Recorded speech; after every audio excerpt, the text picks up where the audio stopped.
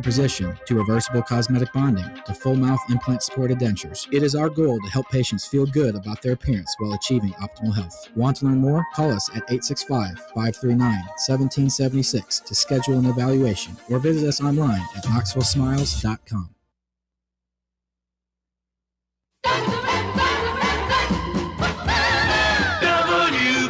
WKGN 1340. Go Vols! You're tuned in to East Tennessee's premier sports radio call-in show. This is The Drive.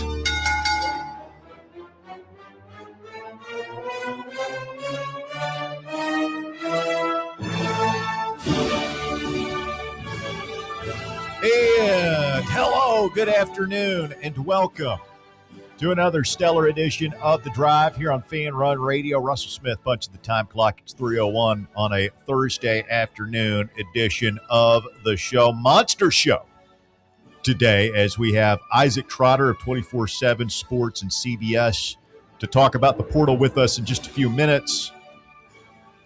Hour number 2 will include our friend Brad Logan of On3 Sports and covering the Ole Miss Rebels. Big baseball weekend coming up this weekend, and we're going to actually double up on baseballs in hour number 3. Josh Elander, University of Tennessee baseball head coach, Skip, will join the show this afternoon. So a lot of baseball to get to, a lot of hoops. Walker Smith is drinking from the keg of despair. Never a good sign when your Reds is that what's wrong with you? The Reds are getting one hit right now by Tony Vitello's San Francisco Giants in the bottom of the 9th. One hit, one measly hit against what many are calling the worst team in baseball this year, Walker. That's all you could muster? First of all, the White Sox do exist. I wouldn't say Tony Vitello is that bad. Last I checked, they've got like 8 or 9 wins already. And they're still very, very, very bad. And we've also already won the series, so we're just giving this one to Tony. Okay.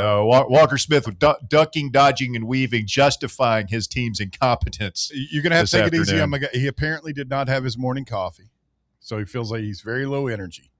Did not expect any Red slander to start the show. Oh. Head on a swivel, bro. Didn't expect it. What can I tell you? You must prepare, and that's one out. Maybe you can get the bottom of the 9th magic going here this afternoon. We got the heart of the order coming up. It's Matt McClain, Ellie De La Cruz, Sal Stewart. By the way, we had One Knox beat an actual MLS side last night. Yes, we did. That's seismic. Yeah, it's the equivalent of like Grimsby Town coming up and beating a Premier League. That means nothing because most of our audience very niche. Either way, as somebody pointed out in a group text I'm in, Davey Hudson was asking like what the American sports equivalent was. I told him it would be like Carson Newman beating the Yeah, in football. Yeah, in a way, that's a better way to put it. Also, I thought it was funny that I was looking through Twitter today and I saw the only thing you posted about it was the third goal.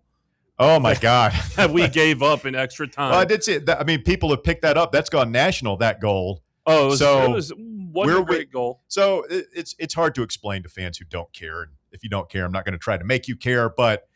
One Knox SC, it's the local professional soccer team here in Knoxville, and they play in maybe the 4th rung of American professional soccer. It's called USL 1. It's MLS is detached from USL, so it's a little different, but call it the 3rd league. Well, yeah, it's on down the list. Yeah.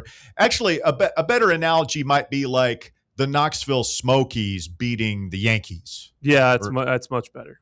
But anyway, it's so we're winning the game. It was like 3-2. It was 2-2 in extra time, the goal you're talking about.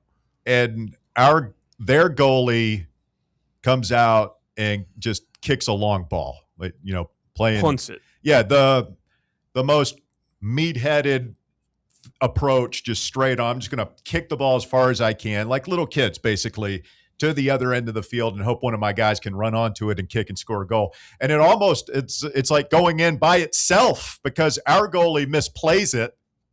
He like runs up in a Keystone Cops thing and then ends up, but we end up winning at the end. So congratulations to the One Knox boys. Biggest win in franchise history.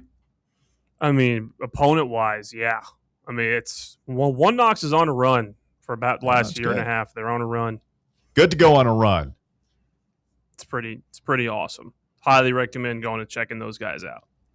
Bob Baskerville is here. We've already lost him with the soccer talk. He's gone God knows where in his mind. It's a beautiful game, Bob. Wondering when we're going to pivot and turn back to something he can actually contribute to. Yeah, you guys go do a podcast or something on this soccer stuff. We might have to. It's a World Cup year. We'll be talking about it. What, Bob, do you have you talk with your neighbors lately? Yeah, as a matter of fact, I did last night. Oh, it's good. Is he in a good mood? Yeah, he was in a very good mood. Why not? I mean, we just got Jalen Harrelson last night. I've heard that we're in a very good spot with Juke Harris, and we've got our possible point guard on campus going through his visit as we speak right now, Terrence Hill Jr. from VCU. Anything you can share candidly with us about your conversation with your neighbor last night? Yeah, he's very, very excited about Jalen Harrelson. We were talking, and I just basically said, hey, the more video I watch of Jalen Harrelson, the more I like him. He was like, did you pitch your Triple J comp? I did. As a matter of fact, I said, Coach, I think I see a little bit of Triple J in there, and I go respectfully to Triple J. I think this guy's like better than that. And what did he say? He just said, he goes, I love this kid. You know, he goes, he can do so many things with the ball. And he said that he and our guy GP have spent some time talking with NBA scouts too about this kid, saying if this guy can develop a jump shot, if you can get him to develop a jump shot, he will be a first round pick as soon as next season. Wow. Like in the next year's draft. Yeah, not lottery, not just first round level. And we all know about the shooting, but again, we're not talking about 3-pointers either. We're talking about him developing like a 15-foot shot. And he doesn't have that. Yeah, 20% from 3-point range last year on the dot. But not many 3-pointers. He averaged like maybe one a game tops. I mean, it wasn't like he was shooting 100 of them. So is Barnes going to teach him that 15-foot elbow shot? We're going to see a lot of mid-range from him? Maybe. I don't know. But he's, super high on Harrelson. Feels very good about Juke Harris. But, he said there's still time on that too, so, but feels good. So I think the call was late too. He called about 10:30. So, I mean, he was up and at him. So he is not lacking energy. I would say that. No, very full of vim and vigor. So that's interesting. All right. I mean, Harrelson is a guy that, again, when I first saw him and, casual fan, I look at that 20% 3-point percentage and I was just like, oh God. Yeah. And then like you came on and made the Triple J comparison. I'm like, all right, I guess I kind of see it. I went and watched the film. It's like, yeah, okay, this guy's got some explosiveness to his game. And then the more I hear, and now you're telling me that like this coaching staff feels like he is an NBA prospect, perhaps as early as next year. All of us, I'm bought in. I'm all in on Jalen Harrison. I mean, he feels personified to me like Harrelson. I guess the next step is Nate learning his name. I think the term point forward just keeps coming to mind when I see some of the video. And of course, it's easy to get enamored with highlight videos. But they don't show the bad plays on those. Well, no, but we've all got them. So did you you tell me if any of this information is privileged? I don't want to ruin the vibe in the neighborhood right now. What's that now? I'm going to ask you a question. You can tell me that's off the record, Russell. You could say that, but yeah. Did you ask him about Tyler Tanner? Any chance? I did not. as a matter of fact, because he's not. Why not? Because he's not in the portal. I You mean, can still ask. They were releasing I'd prefer to focus on the guys we got. Yeah, That's Vanderbilt NIL donation video. If you asked him about it and you just don't want to tell me on the air right now, go ahead and signal me with your right elbow. Well, you want him to blink like the guy from the old Vietnam thing, where the prisoner of war? But boy, Howard Stern was right about you, Bob. You shouldn't be showing your arms. Oh, stop. Greg. Like So who's going to be the point guard? If it's not going to be Tyler Tanner, who's going to be the point guard on this team? I think it could be the dude that's on campus today if he decides to come here. And again, it might be more of a committee. And I know our friend Phil won't enjoy that. But you take this very hard. But you got a bunch of guys who might be able to handle the ball. We're talking about that, like the guy we just talked about, Harrelson. Day Ames, Hill, Troy Anderson off the bench. Maybe Ethan Berg. Nate Ament can handle the ball. I'm just saying. I don't know if that matters. What did he say about that? Surely you asked about Nate Ament. Yeah. He said that'll be his decision to make. They're not necessarily recruiting him. He knows Nate's got a place here if he wants to be here. He's got to wait and see what he hears. They're not recruiting him. Well, why would you need to? He's enjoyed his experience here. It's more they want him to do what's best for him at this point. It's kind of like the tie. If he's still for some reason ends up playing college basketball, he's only going to be playing it. I mean, I don't want to put the John Calipari hard sell on him, lie to him. You don't want to get the NBA. It's not that fun anyway. We'll pay you $10 million to come back. But like hey Nate, I know the NBA is cool. I don't know where your projection is, but if you want to come back, we'd love to have you. We got you can have any locker you want. You can have the first seat on the plane when we get on the charter. First shower, you're a freshman. Yeah, you're not going to be running out of hot water in there after the game. You get first dibs. Be on campus for a football season. Mm-hmm. Beautiful fall weather coming up. Absolutely. A lot of projections. We've talked about this, him coming in somewhere, 10 to 12. I know there's been a couple outliers that had him like 14, 15, 16. I think if it's 12 or lower, I think it's safe to say he's going to go. 12 or higher. No, lower. Lower. Oh, yeah. Okay. Well, the number gets lower. Closer to the top of the draft. But you think if he drops below 12. If his agent is saying like the average we're hearing from the people we talk to is like 13, 14. But that's not the average for him. Mm-hmm. That's what the is? point. The average is like 10. It's somewhere around 10. Yeah. 10, 11, 12. Yeah. Damn it. Okay. I mean, from what I've seen and what all, we've talked about, I mean, even minus the Tanner thing, which I think is kind of silly at this point, he's retooled this roster in a big way. Absolutely. He's evolved. That's what I love is I can just hear the energy about it too. I mean, he's gobsmacked like everybody is by the money that's out there and also more so by what some people are asking in terms of money. And that might be, again, that is why we saw so many of our guys walk, was because if you go and just look, as much as it hurt us deep down inside last week when we were hearing, okay, Cade Phillips out, Bishop Boswell out, Amari Evans out, JP Estrella out. Look at what we're replacing with right now. And I mean, I know there's a little bit of unknown, but productivity, at least right now, is very, very different by and large than what we saw with those guys. And it's nothing against them, man. If they can go get that money and that's what they're doing, then good for them. But I totally understand the vision at this point. Now, will it work? Is it a guaranteed Final Four? No. But I still believe in what's happening here. So I was listening to Tony B earlier today. I didn't know if either one of you guys has heard this. So is allegedly did Amari not really get an actual offer from Kansas? I don't know. I know that George is getting thrown around now, but he's not getting a ton of activity. That part I've heard. So how's this for a starting lineup? Harrelson at the 4, Juke Harris at the 3, Miles Rubin at the 5, Day or Lundblade at the 2, and Terrence Hill Jr. at the point. Like that feels very possible, if not probable, likely. That's a great lineup. It's a great lineup. It's a great lineup.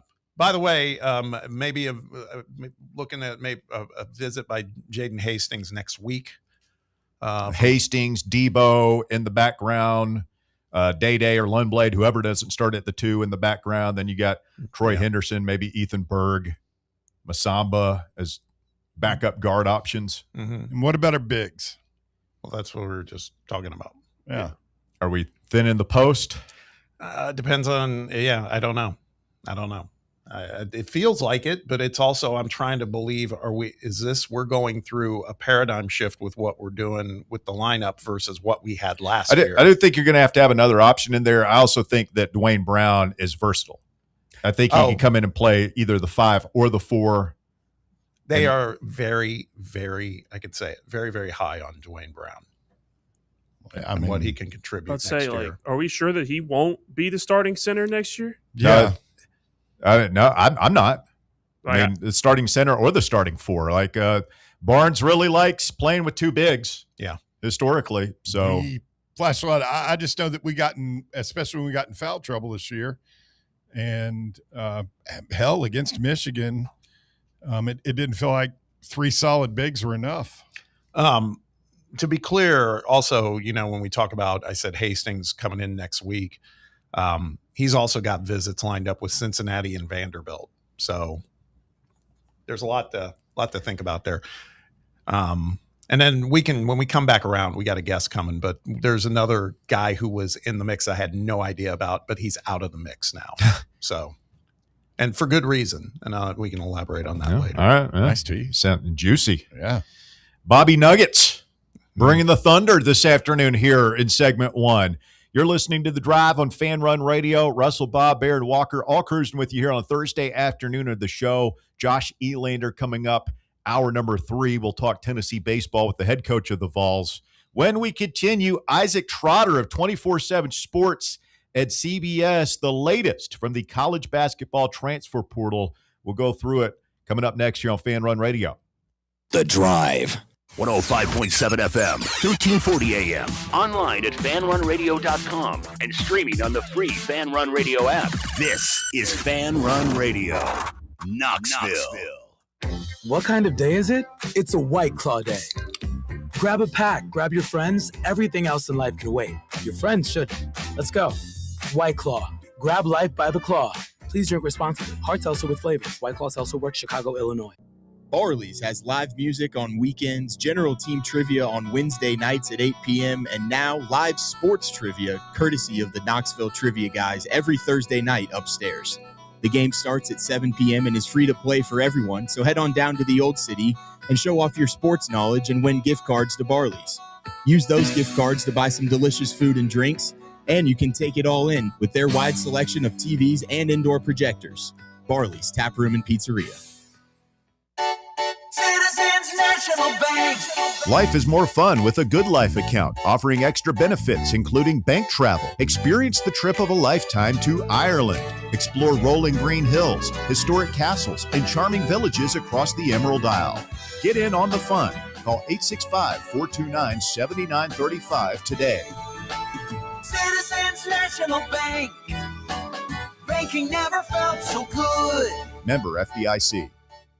Blackford Veterinary Surgery Referral specializes in surgeries not regularly performed by your pet's general veterinarian. They're currently accepting referrals from vets all across the country. With their newly renovated state-of-the-art surgery center and highly trained staff, clients can rely on professional and thorough care. If your vet says that your pet needs surgery or rehab, ask for a referral to Blackford Vet and let them get your best friend back on its feet. Located conveniently in West Knoxville. For more information, visit blackfordvetsurgery.com. Hi, this is Dr. Stephen Malone at Knoxville Smiles. Has it been a while since your last dental visit? If so, I'd like to invite you to come see us. At Knoxville Smiles, it's our vision to provide the best dental care in town in a relaxed, friendly environment. So if it's been a while and you've been putting it off, don't wait any longer. Come see us at Knoxville Smiles. You can schedule an appointment online at knoxvillesmiles.com or by phone at 865-539-1776.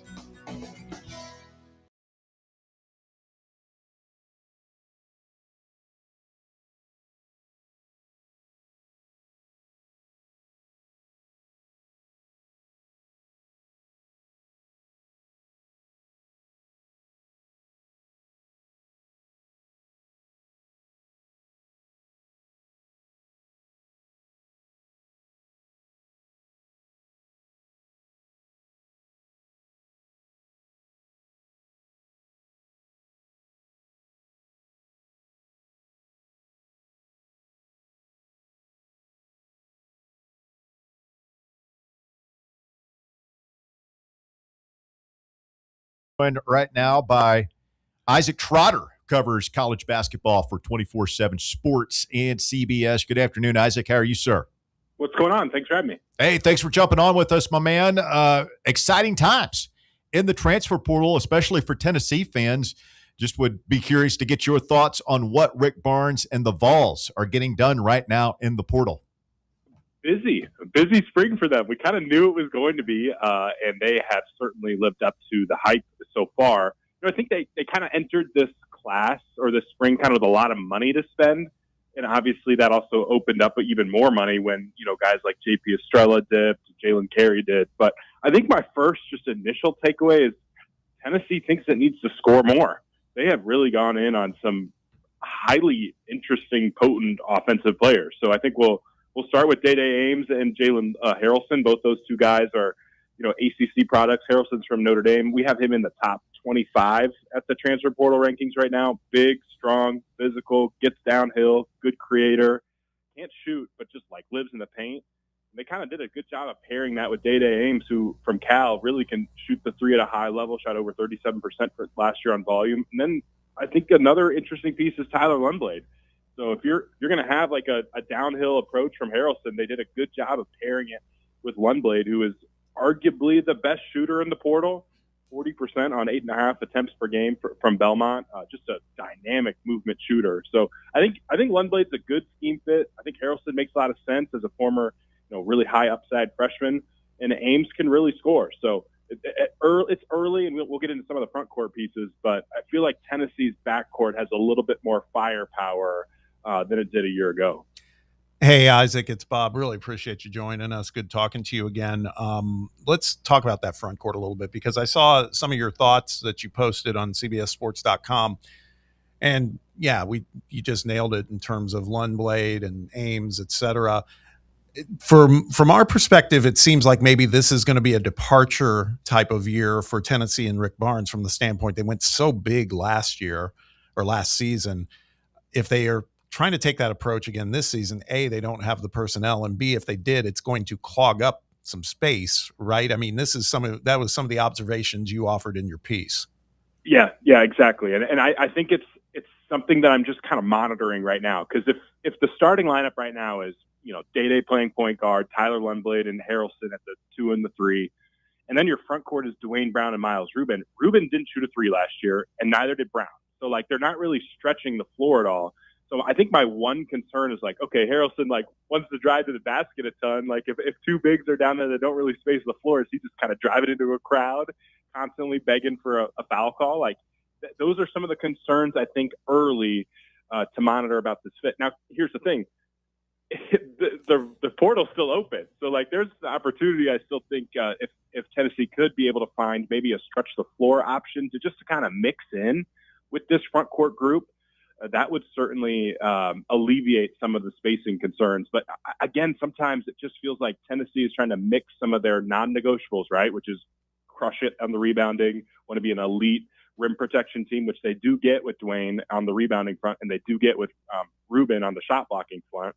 But they're kind of trying to mix some of the things they're really good at with some of the, the reality of the fact that offense is up in college basketball, and we have to find a way to score at a high level. Could you move Jalen Harrelson to kind of a stretch 4 position and then add Terrence Hill Jr., who's on a visit right now? You mentioned Day-Day, Lundblade, and maybe Juke Harris who Tennessee's after hard. I mean, then all of a sudden you're stretching the floor, aren't you? We're dreaming, Isaac. We're dreaming. 100%. And I think that's part of the calculus there for sure, because Harrelson has great size. And I think that's one part of his game that a lot of people are really excited about, just like the defensive impact of that. Like, I think he can guard fours. I think he could guard threes.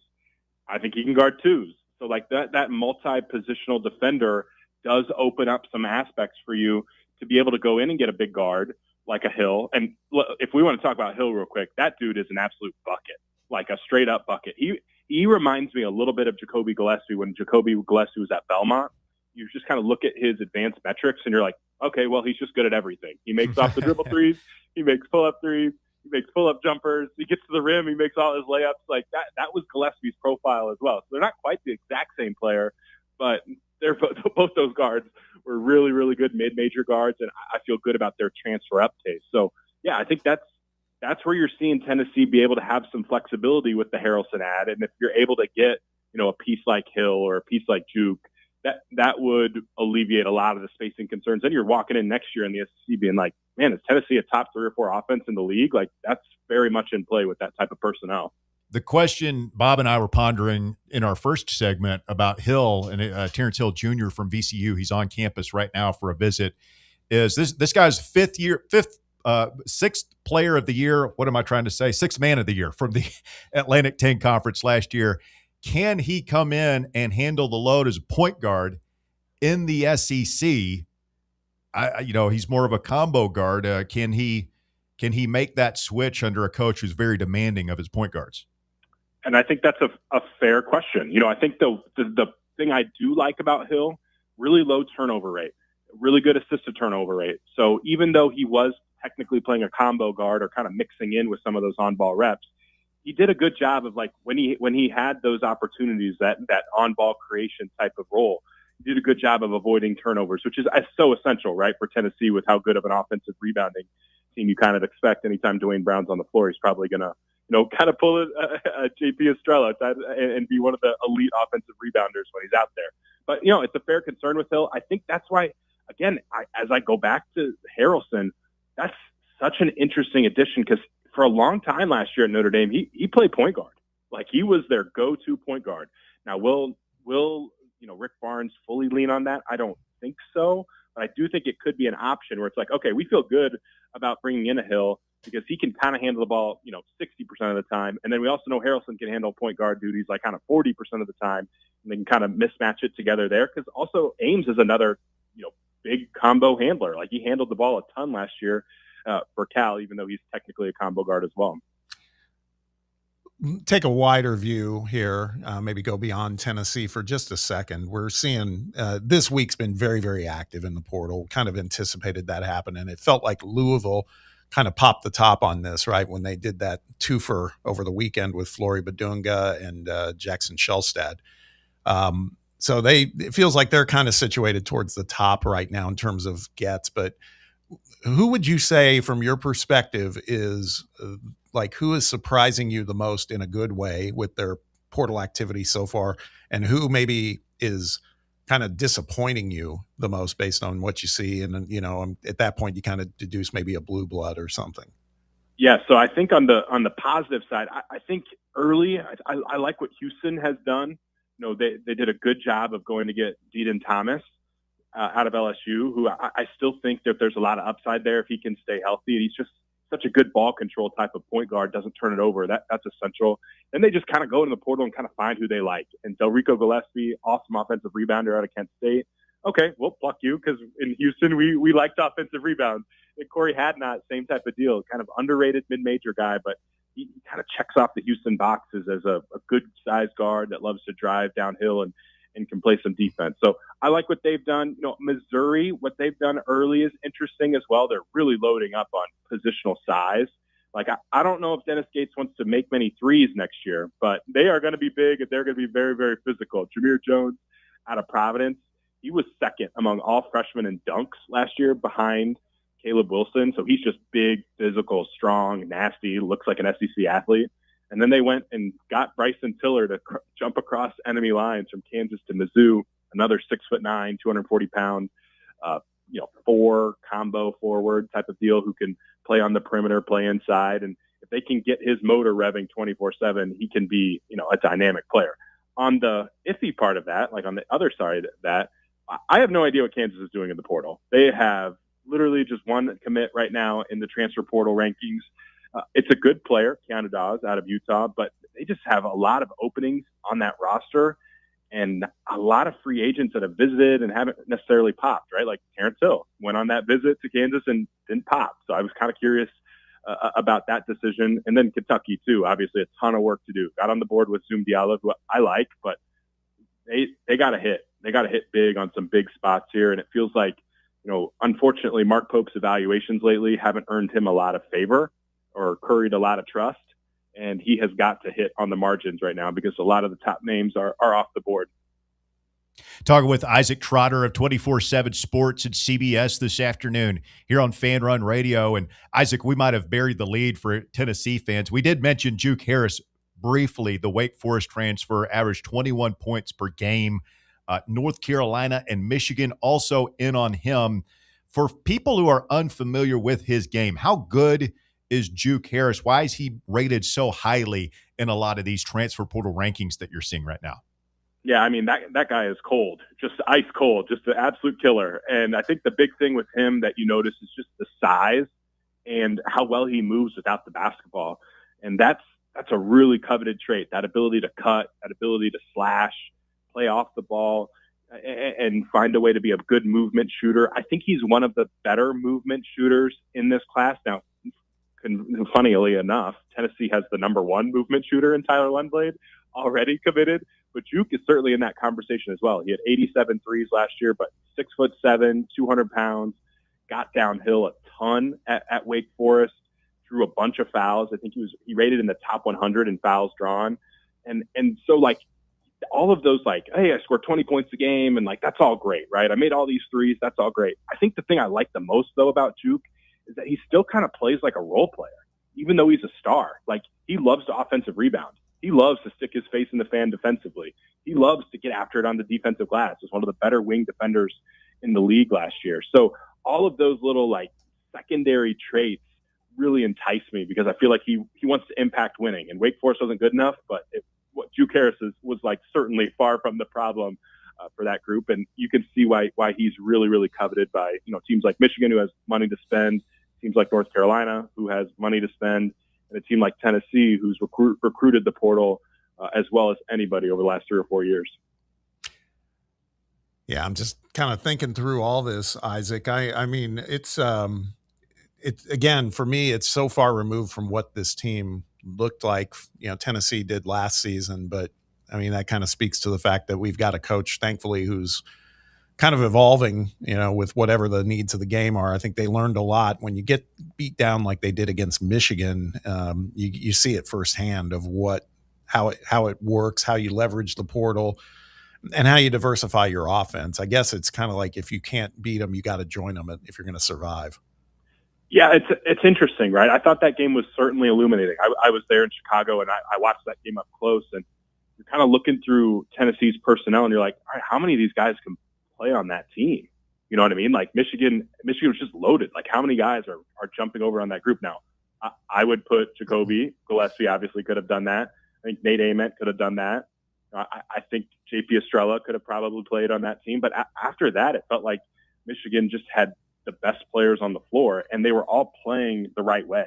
And that's something I think with Tennessee that they're having those internal discussions of like, hey, we got to score at a little higher level, and we have to have a little bit more diversity in how we get buckets. It can't just be, offensive rebounding and Jacoby save us and Nate Ament gets the free throw line 8 or 9 times, right? Like Michigan's ability to make each other better and the number of good plus passers that they had on that roster was really impressive and a reason why they were so dominant. I think teams are looking at that being like, okay, we want to get big, but we also need to find a way to get the ball movement that made Michigan, so special. And if Tennessee can do some of those things, I think that would be, really, really helpful in their chase to try to like win the SEC next year. Talking with Isaac Trotter this afternoon on the show. Isaac, last thing for me here. We talk about roster construction and what Michigan was able to put together. And Tennessee changing up their philosophy a little bit this season. And I just wonder if the teams that quote unquote stay together, right? The guys that are recruited to a school and they, teammates for 2, 3, 4 years, is that just a thing of the past now that we have to accept? Or, is this college basketball for the foreseeable future? Can you ever see it going back to not the way it was, but something approaching the way it was? I think we're going to actually pivot more towards the way it was in the past in some facets. I think we're already seeing it this year, right? Like teams now that have this amount of money, they're really paying to retain if they like the players that they have, right? And if the opportunity cost of like keeping a guy is higher than what they could find in the portal, I think you're seeing teams really are valuing retention. Like I look at Illinois, they make the Final Four. They just announced yesterday 4 of their rotation players are coming back, right? Their entire front court is on its way back and re-signed. Look at Florida. They announced yesterday they get Alex Condon back. I think that is like the priority for a lot of staffs if the number is right. Same thing with Rob Wright, top point guard in the portal, but BYU ultimately was able to get him to exit the portal and come back to school for the right money. So it's kind of like a push and pull, the cat and mouse game. I think with roster building is like you want to build an elite team and you need elite talent to do that.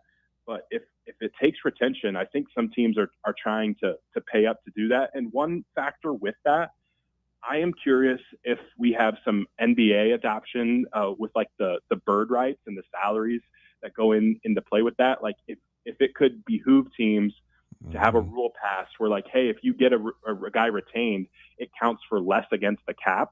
Like, hey, we got a guy that counts for less against the cap than the whatever 2-3 million that you're paying him. That's an interesting strategy that I think is being tossed around right now that would help teams be able to pay top shelf money to keep their stars. I like it. One more question for me, Isaac. And you may or may not have heard, we're certainly tracking the guys that left Tennessee to enter the portal, and they're starting to find landing spots, right? Jalen Carey, part of that Missouri haul that you were referring to earlier. JP Estrella obviously was the headliner going to Michigan. And then yesterday, Bishop Boswell announced he's going to join Buzz Williams at Maryland. One name, and it was the guy I think we felt most kind of heartbroken, honestly, that we were losing, was Amari Evans. And there was a lot of chatter that maybe he was going to go to Kansas. Lo and behold, we're a week later, and there's not much chatter about Amari Evans. There's a little bit about maybe Georgia being involved, but have you heard anything about that? Because this guy we feel has a lot of upside, but it's also maybe a testimony to how kind of treacherous this portal can be too.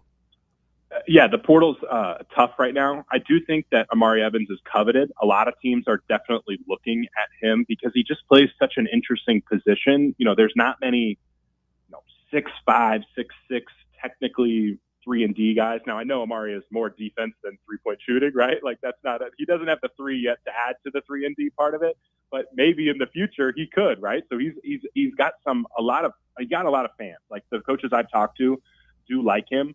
I think there's probably a negotiation process kind of going on right now of like where Evans is kind of looking to see what the roster's looking like, what's my opportunity going to be. And things just change on a dime in the portal. And I know that Evans is on the radar for a lot of high major teams. I'd be stunned if he doesn't get a chance to be in a high major rotation next year, just because teams really do covet his size, positional size, defensive upside, and they think he's talented. They think there's more talent there offensively that he could tap into as he gets a little bit older.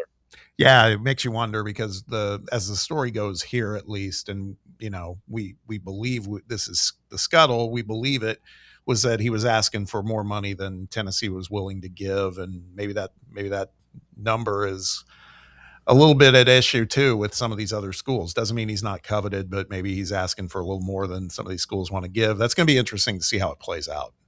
Yeah, I feel like that story you could probably copy and paste for 1,000 players in the portal. Exactly. Everybody going in and be like, hey, I would like $1.7 million.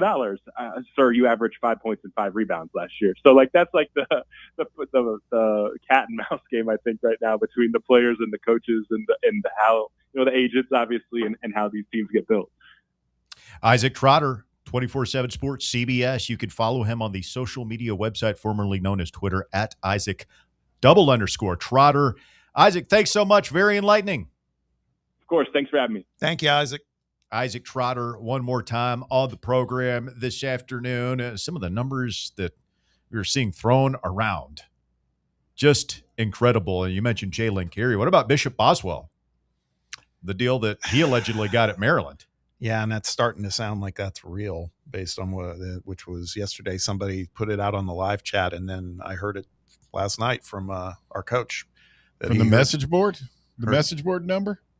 Was that what it was? I thought yeah, that was the whole mess. That's where it came from. Yeah, well. Was it $2 million a year? 2.5. 2.5. And Carey got a bag. Good for him, man. Those guys How much Carey get? You got to take it if you can get it. And it's not like playing for Buzz Williams or Dennis Gates is some gigantic step down where they're getting no coaching at all compared to what they would be getting here in Knoxville under Rick Barnes. Like they're still being developed. Teams. Yeah.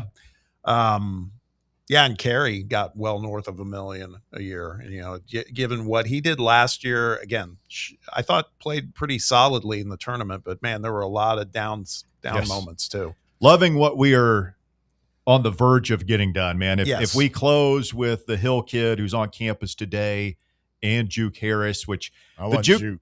Well, the Juke thing might be like I actually feel as good or better about that than I do with Terrence Hill, but Juke might take a minute because he's going through the NBA thing. Like that could play out for weeks. I was enjoying listening to Isaac describe he's really his good, game. man. Yeah, he's a Juke Harris. Hearing a lot of people love to saying see him doing that stuff. Oh, I just during that I went on YouTube and watched. There's a YouTube short of his highlights against North Carolina. He dropped 28 on 10 of 18 shooting at Chapel Hill, and doing it from all three levels, shooting the three, pulling up mid range, getting to the hoop. I don't know that he's the 3-point shooter Dalton was, but like the way he kind of cuts through space and gets to the rim reminded me of Dalton.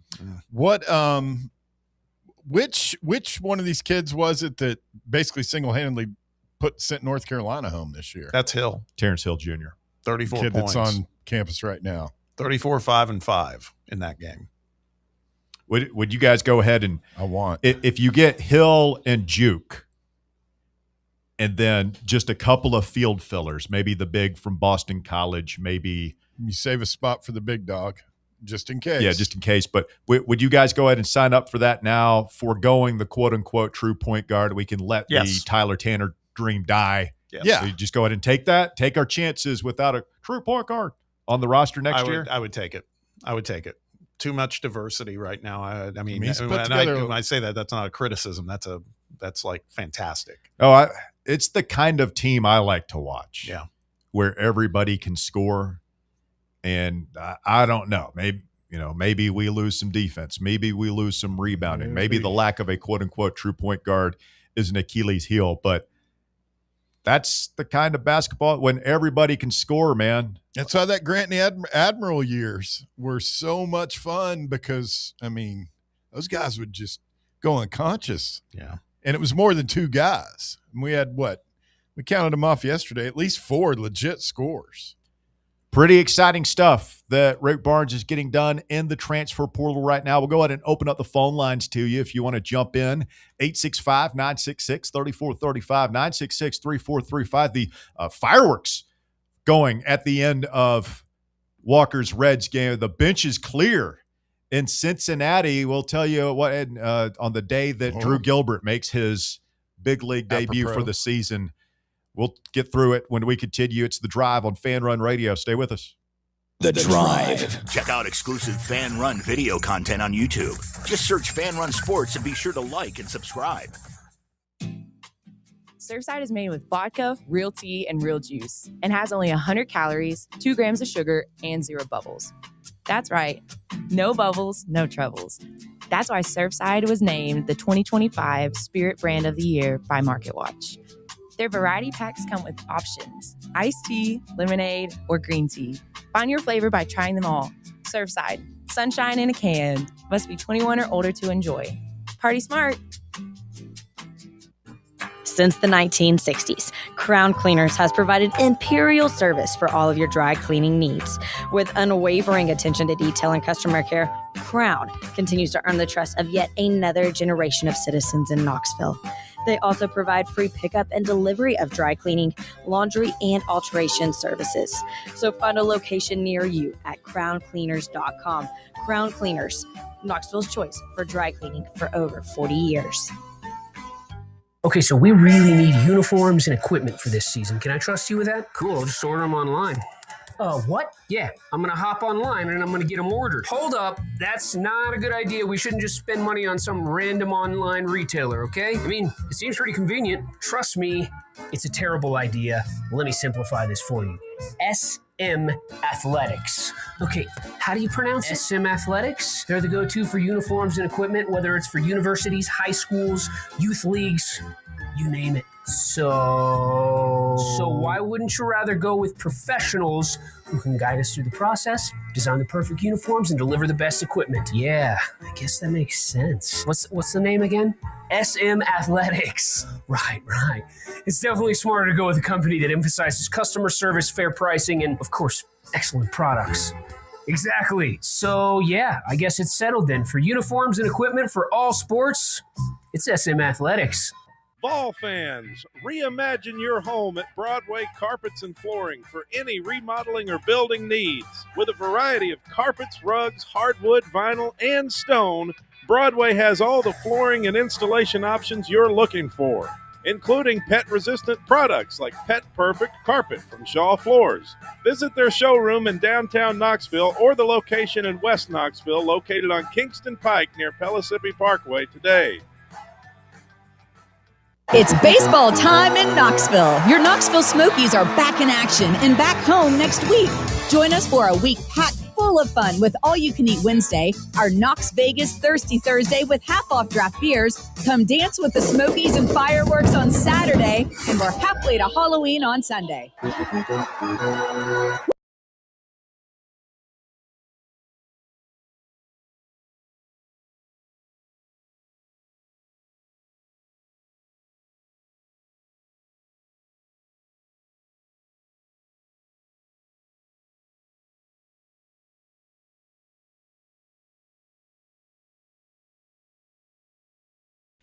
They call up a couple of players this week, including Drew Gilbert, who, of course, made his big league debut with the Giants last year. This is the first time he's been in the big league lineup today. He goes 0 for 2 with a walk and a strikeout. But the Giants win, one hitting the Reds in Cincinnati, 3-0 the final there. And after the last out, the Giants pitcher, Miller, getting into a heated war of words with whoever the Reds batter was. The bench is clear, did that thing where they're like going to fight, Stewart, but they're not really fighting. And I saw Tony, there's a video of him getting into it with an umpire. Feels like a very tenuous situation already for Tony Vitello in San Francisco. Well, when you got to do that, when you've already lost the series, it does happen. But, I mean, this goes back to a couple days ago where there was something last night and then they hit a guy who got in an argument with a pitcher in his first at-bat earlier in the game today. And so they end up doing this and having a really good game, and the pitcher just decides to tell our rookie first baseman to go sit down after the game. So the next time these two teams lock horns, probably in San Francisco, you can probably expect a Giants hitter to take one in the ribcage pretty early in that game. I ended up catching like both the radio and the TV broadcasts today before coming in. Both of them thought we were going to hit someone today after they hit our guy in the first inning. But Chase Burns pitched for us today, and he was pitching really well, and it was a close game, so we didn't really want to throw that one away. When we play them in August in San Francisco, there will probably be something there. Good series win for the Redlegs, though, despite today.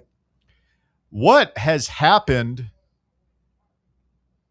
I don't want to ask Bear about this. I feel like Bob has been. I've not been following it at all. What are you talking about? Why don't you want to ask me? Because you're going to be emotional about it. But Joshy boy, I feel like we left in a good place yesterday. I feel like we had reached a satisfying conclusion to that sordid saga for all parties involved. And Joshy boy was going to call in and apologize for his conduct detrimental to the drive. He was going to call in and apologize today. I'm sorry. And then and that was going to be it. And then you're going to serve out a suspension the rest of the week and come back, and we put this whole thing behind us. Clean slate on Monday. But apparently, Joshy Boy is doubling down in the YouTube chat right now. He is melting down. No, I haven't seen flailing wildly. He says that he's doubling down. He says he's not going to apologize to Bear. I'm sorry. And not only that, he is demanding apologies from Bear. For what? He wants you to apologize for calling him a dumbass. I'm sorry. No. He wants Phil to apologize for I don't even know what. But Phil. I don't know what happened. I remember that. What happened? I thought that we left in a good place. Maturity was shown.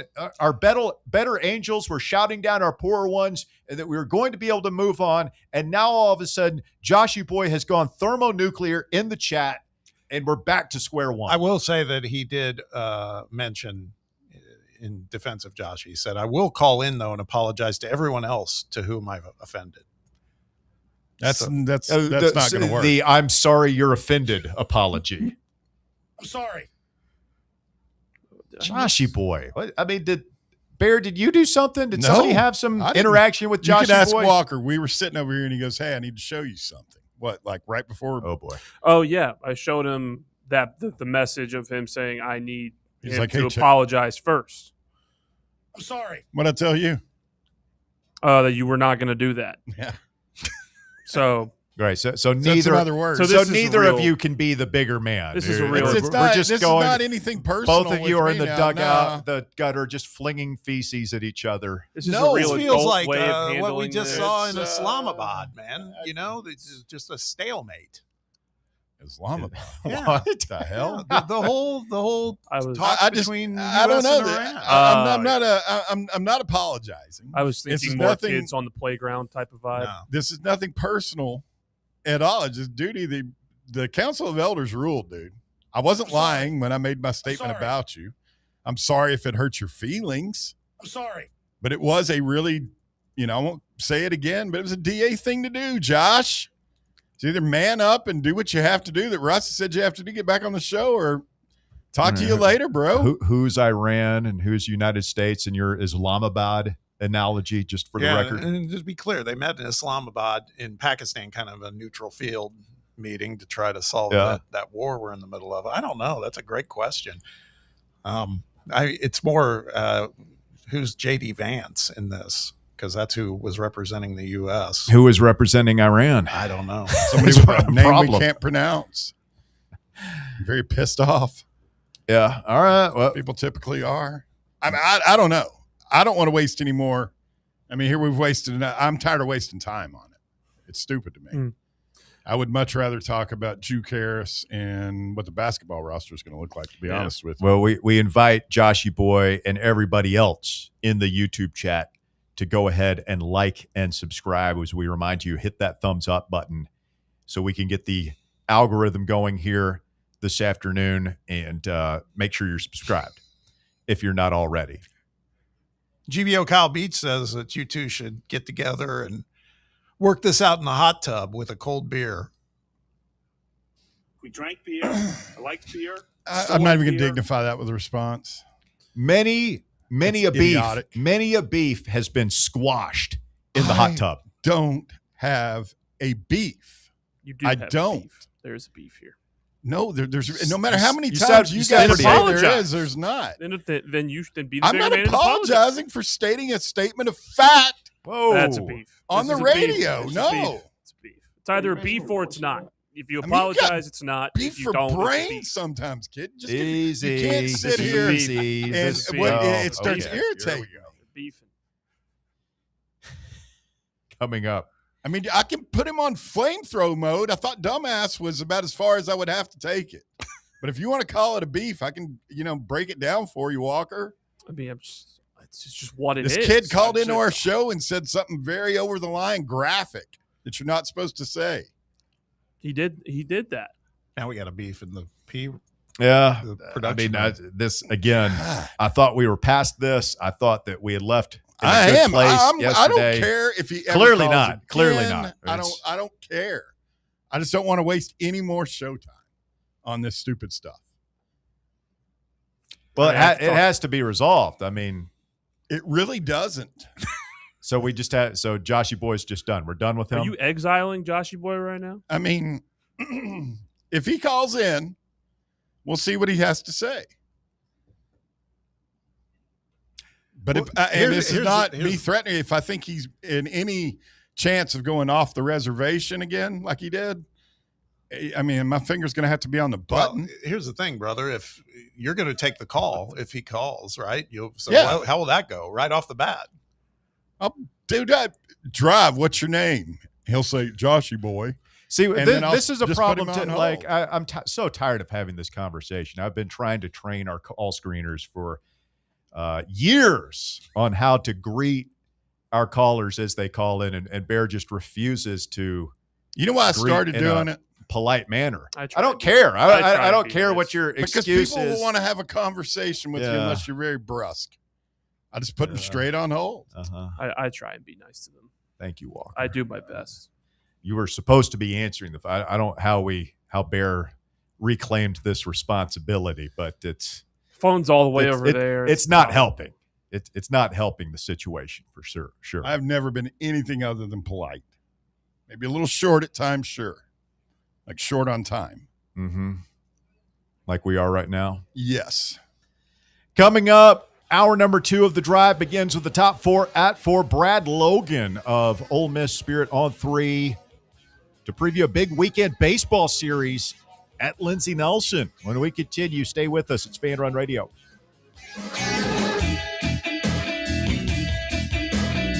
The Drive.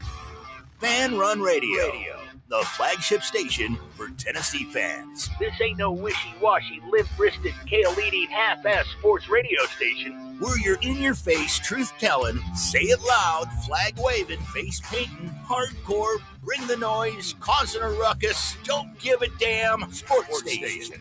Sports talk that doesn't just hang up and listen. For the fans. This is Fan Run Radio. Get some. In a world filled with deadlines and screens, sometimes we forget the simple joys of life, days filled with special moments. At Inward Half, we understand the essence of these moments. Feel the difference between our breathable fabrics and flexible apparel as you disconnect from the hustle and bustle and reconnect with what truly matters. Inward Half, simple luxury for on and off the course. Are you ready for the start of a new season? Maybe looking for your team to go on a tournament run? Get game day ready with Crumble. Head on over to your nearest location and pick up 12 pre-selected cookies plus exclusive toppers. When you're looking for dessert options, there's no question about who you should call on. Our listeners already know. Last year, the Dubai chocolate was a home run, along with the brownie batter. Oreo crumb was another crowd favorite. What new flavor will set the standard this season? If you're in the Knoxville area, there are 3 locations ready to serve you: Clinton Highway, Parkside Drive, and Maryville. Download the Crumble app to build your best lineup and vote on the best combos. You can even put your bid in to request a new flavor. Order in the app and slide on over to your nearest location. Tell them Fan Run sent you, and as always, it's for the fans, by the fans. Don't miss the cookies. Hey Vols fans, Cody Brown here. I grew up right here in Tennessee and know what it means when someone says, I've got your back. That's why you can trust Farm Bureau Insurance of Tennessee. Whether it's your home, your vehicle, your family's future, or the business you built from the ground up, we will show up for all of your insurance needs. We are Tennesseans who understand what matters, which is doing right by you. Insurance is not all about just paperwork and policies, but it's about the people we insure every day. So if you want insurance that hits home, give me a call at 865-992-3871. Go Vols. Phone's blowing up, but you're in the driver's seat. Ignore the buzz, keep your eyes on the street. No text back, no scroll, just let it wait. Attention on the road, that's the only way. Phone's blowing up, but you're in the driver's seat. Ignore the buzz, keep your eyes on the street. No text back, no scroll, just let it wait. Don't drive distracted. A message brought to you by the National Highway Traffic Safety Administration, Project Yellow Light, and the Ad Council. You're listening to FM 105.7 and AM 1340. WKGN Knoxville and W289CU Knoxville. Fan Run Radio. Smoky Mountain Brewery is the place to be for game day. From the moment you walk in, it's wall-to-wall big screens, making Smoky Mountain Brewery the perfect place to watch the Vols or your favorite team in action. With locations in Turkey Creek, Maryville, Pigeon Forge, and Gatlinburg, you're never far away from a great time at Smoky Mountain Brewery. Try one of their world-famous microbrews like Black Bear Ale, Mountain Light, or Cherokee Ale. Juicy burgers, wings that bring the heat, and delicious handmade pizzas made with hand-tossed crust from the freshest ingredients and their own special sauce from a secret recipe, topped off with hand-grated cheese and farm-fresh toppings. And don't forget, those famous microbrews are also available in kegs for your next party or in 6-packs and growlers to go. So grab your crew and head to Smoky Mountain Brewery and tell them Fan Run Radio sent you. Smoky Mountain Brewery. Eat local, eat good.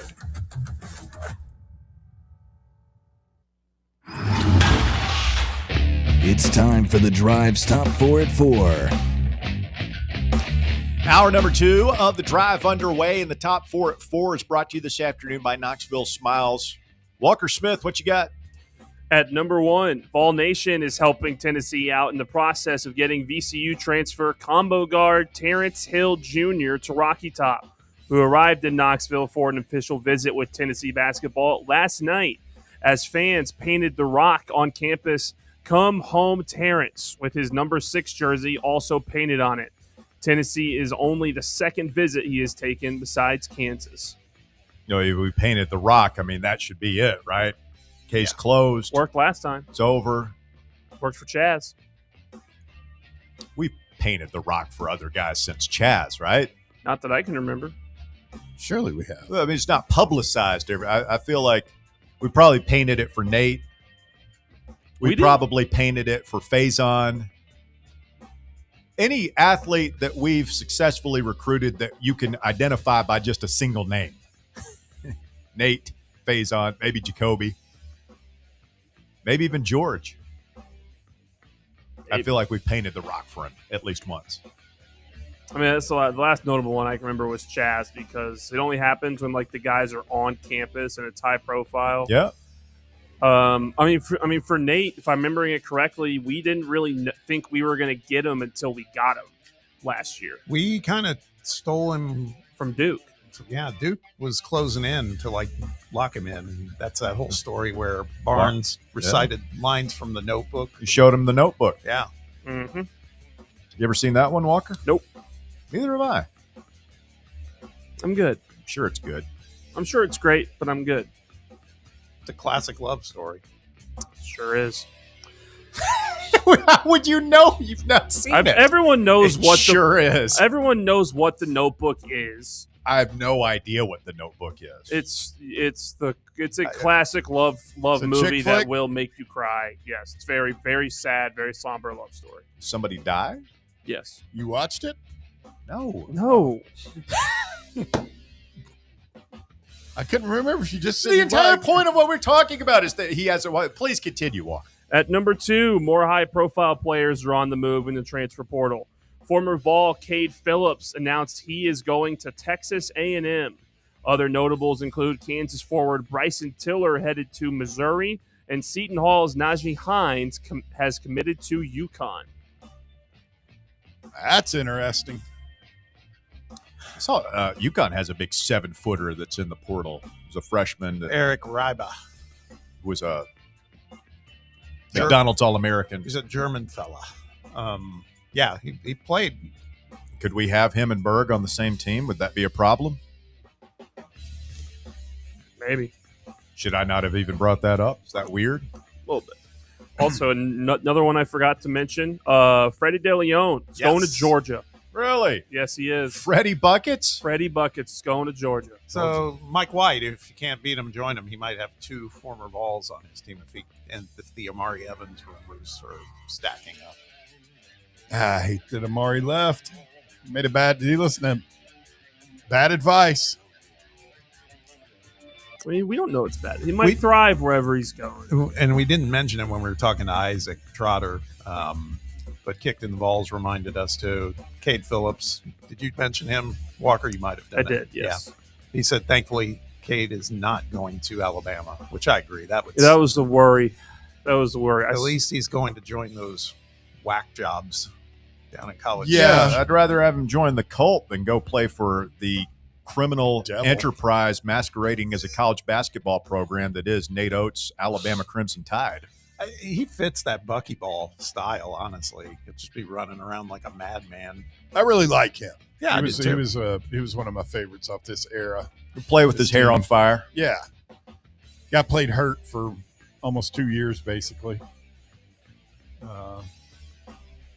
Good guy. Very good. Best of luck, unless it's against us. Yes.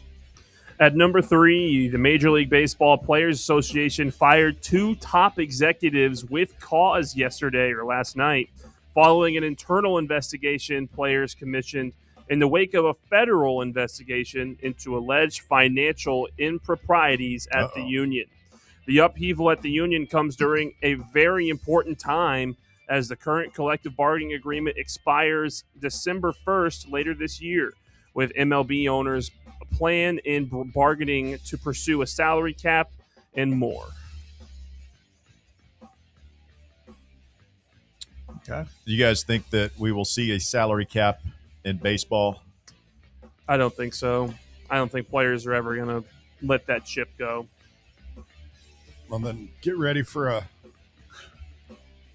Major League Baseball season next year. It's unfortunate because, and I'm like a lot of fans, my eyes glaze over when you start talking about the details of labor negotiations and things like that. But as I understand it, and maybe, this is the owner's pitch, is that it's actually be better for the player, for most of the players. And it's the star players, the Ohtanis, the Judges that are holding the rest of the players hostage, because not only there be a salary cap, but there'd be a salary floor like there is in the NFL, where the floor would actually raise. And so like the players at the bottom of the rung majority of the players would be getting more money, in addition to the very top players not getting quite as much.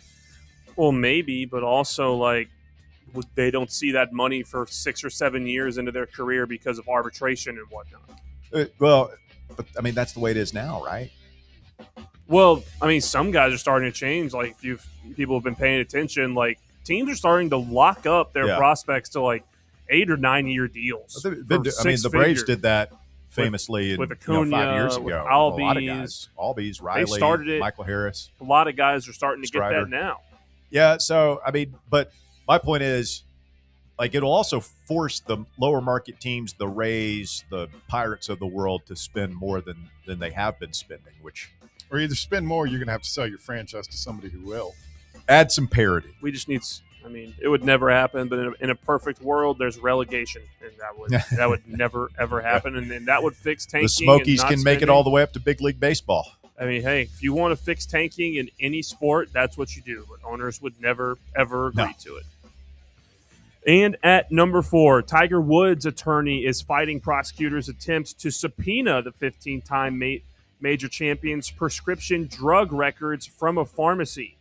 In a response to the state's motion for a subpoena, attorney Douglas Duncan wrote that Woods has a constitutional right to privacy interest in that his prescription records, and requested a hearing to determine whether prosecutors should be allowed to obtain those records at all.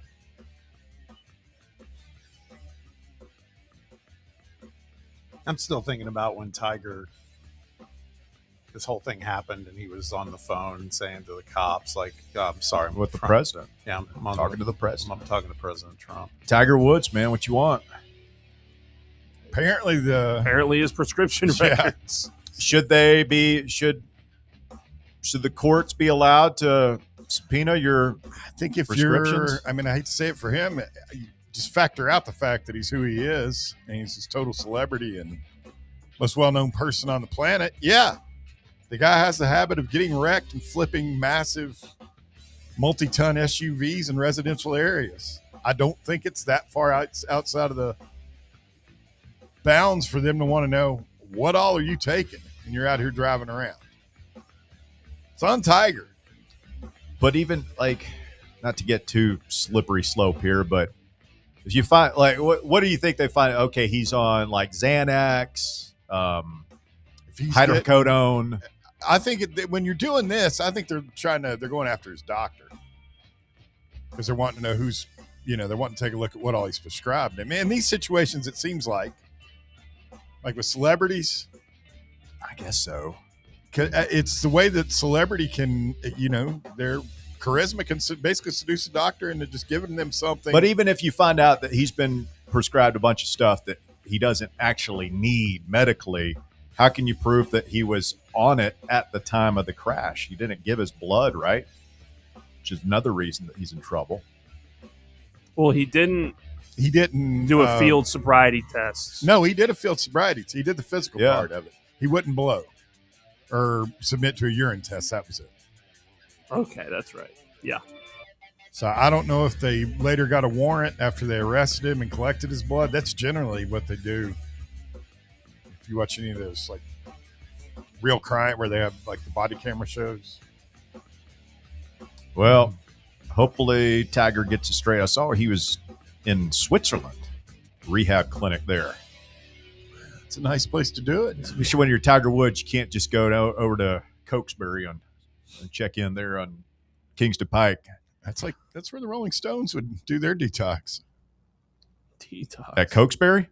No, in Switzerland. It's where Keith got his blood replaced. Thank you, Walker. That is the top 4 at 4 here on Fan Run Radio. Hour number 2 of the program underway, breaking things down to levels beyond scientific. We've got Josh Elander on the show coming up here at 5:40 this afternoon towards the end of the show. So you'll have to stay tuned for the good stuff. Obviously going through the transfer portal news of the day. And I saw where the Lady Vols have been pretty busy reeling in some recruits here of late. Do tell. Yeah, I would if my phone would cooperate here. Riley Turkoff. Did we talk about her yesterday? No, is that the one, though, that's from overseas? No, she's from Georgia. She's 5'9", rising senior guard from Tenafly, New Jersey. Oh, no, I think we did. 3-point shooter? Yes. Yeah, I think we did. She reunites with new UT assistant Isokin Uzamire. How many players has Kimmy got now total? Do we know? 4. No, like 5 or 6. So we could start a game. Mm-hmm. All right. And then we are hosting a transfer from Arizona named Blessing. I'll go with Adebanyo. Okay. 6'3", sophomore, originally from Nigeria. I thought they were looking at getting a visit from some young lady who was international, like from the UK or something like that. Wonder if it's this gal. Well, she's attended the Japan Aviation Academy in high school, apparently, but she's originally from Nigeria. So saving some money on airfare to get here for the visit, I suppose. Aviation? Yeah, she might be flying in. Yes. I just said aviary. By the way, a friend of mine who's very good friends with Josh Dobbs. Dobbs has his own plane, man. He's like flying around. I told you guys that Monday. Yeah, he was flying with him. He was because Dobbs was doing the Bristol race and all that stuff, and he dropped him off back in North Carolina and then took off again. And it's one of those Cirrus aircrafts, which are very cool. Those are the ones that have the parachute on. Yeah, the back. That's what I was. It must have just been Walker. It's like a multi-million-dollar plane. It's really nice. Him and his wife. They're huge on. Like social media, they're influencers. How cool would that be, though? Just like, let's hop in the plane, get over there in about an hour. Oh, I thought to be Dobbs. Pretty cool, other than the hair thing. That's what Rory McIlroy was doing, preparing for the Masters. Drop his kid off at school, get in his private jet, go up to Augusta, practice, fly back in time for dinner. Yeah, but Dobbs gets in there and flies. That's himself. what I'm saying is how cool it would be. You could just be like treating it like a car, like those planes are kind of racy, aren't they? Yeah. There was a guy who did local radio here in like the 80s or 90s who had his own plane, and I can't remember who it was. Another old radio guy was telling me this story years ago, but he said like he would do his morning radio show, and then he would hop in his plane and fly down to Florida for lunch at his favorite golf course, and then just be back to Knoxville. Yeah. He would go to Florida the way you and I go to like Chipotle. I mean, I gotta say that I've always said that one way or another, whether you owned the plane and somebody flew it for you or you flew the plane, that is the greatest flex for me. Like if you had all the money in the world, I don't need too many things, but that would be something I would do. That's like a game changer. Really? Yeah, just to be able to be wherever you want to be when you just. I'm so terrified of flying. I'd have one of those gazillion-dollar buses. I mean, even if you just fly private, cruiser. You just show up like 5 that minutes. Would be cool. 5 minutes before your flight. You don't have to deal with TSA either. Yeah, just walk in, show your ID, and you're in. There's another guy who had a plane in Atlanta, the '96 Olympics, and they were like hosting some Russian family that came. Bear will love this. Like they came over. And he wanted to take him up in his plane, these Russians, and they were just stunned that you could get in a plane and fly. He's like, you cannot do that. You cannot just get in the plane and fly. And he's like, you want to bet? You're in the United States of America, my friend. There's certain spots you're not allowed to fly over. I think it was probably a little looser even in like '96 than it is now. Wow. Yeah, but funny you should bring it up for the Olympics. That's kind of one of the events that started. Go figure. Bear wants to downplay the freedom of air travel here in America. It's not that nice. We can fly our planes in the motherland too. I said none of those things. I just said I'm terrified of flying. I would ride around. I would be much happier riding around in like a tour bus. Yeah, but then you can't get anywhere. Statistically, you're probably safer in the plane. Oh, yeah. Statistically, I'm more likely to die in that bus smashed under it somewhere on a highway in Arizona. Particularly the times I've been to Russia, and you can relate, Bear. I mean, it's like Have you been to Russia? Wow. Well, my oldest son dropped that. My oldest son is from Russia. Oh, that's right. Yeah. I forgot about that. Sorry, man. Yeah. No, that's all right. But yeah, so I spent a couple times. Bear's like, take me. Yeah, I was in Moscow region, and now that I know you, you would fit in perfectly. You would. I don't think I would, Bob. I don't know. I think I'd be real popular there. A lot of There's rules. like it's cold. There's lots of vodka. You could look like an assassin. I love my there first. That's be great. It's just I like my First Amendment rights to say whatever I want. But the cars and everything would drive so close. You couldn't even, I mean, it like I could reach out the window and open the other door of a car, like in a traffic jam. Did you ever drive one of those, what are they called? The terrible cars they have over there. Did you ride in one? No. He's like, no, I don't know what it is, but no. I mean, it's like 95% of the cars are this one cars. brand. Yugos? No. It started with a V. I'll look. Hey, let's get Matty Ice in here before we get a break and talk to Brad Logan. What's up, Matt? You know, Russell, I've learned over the last 15 minutes on the show today that you were probably the high school instigator, the guy that said, ooh, as much as you've heckled Bear today with this Joshy Boy beef. The whole thing with Joshy Boy is not what was irritating. What was irritating me is, like exactly what you said, Matty, but he gets his rocks off doing it. So. You were yelling at Walker. I was just because Walker's listen. Walker's a chimer inner. I'm adding to this. I'm genuinely but you baffled as to why we got from yesterday where everybody was in agreement to today where Bear and Joshy Boy are not talking again and throwing barbs at each other, calling each other names. I thought that we were past this. Evidently not. We'll see. We'll see how it goes. I'm sure we'll all be on pins and ears when he makes that fatal call one day. But hey, question for you guys. You know, as we kind of talked about it earlier with the portal, I'm curious to get everybody's thoughts on this. We've been so, I guess, guardrails on the Vols focused with getting guys like Drew Harris and this Hill kid in the boat. My question to you all is if we do get these guys in the boat and we have the guys currently on the roster, where do we fall in line? And I just want to say, focus on the SEC. Would we at that point probably be up there at the top in terms of years? All right, I think Matt, you're cutting out. I think we got the gist of your question. Where would Tennessee fall in the SEC pecking order if we get Juke Harris and Terrence Hill Jr.? we will we're going to table that for right now because we have to get to this break. We've got Brad Logan of On 3 coming up to talk about the big baseball series with Ole Miss this weekend. But stay tuned, Matty Ice. We will circle back and answer your question before the end of the hour. You're listening to The Drive. It's Fan Run Radio. Stay with us. We're back with more right after this. The Drive. For the fans, by the fans. This is Fan Run Radio, Knoxville.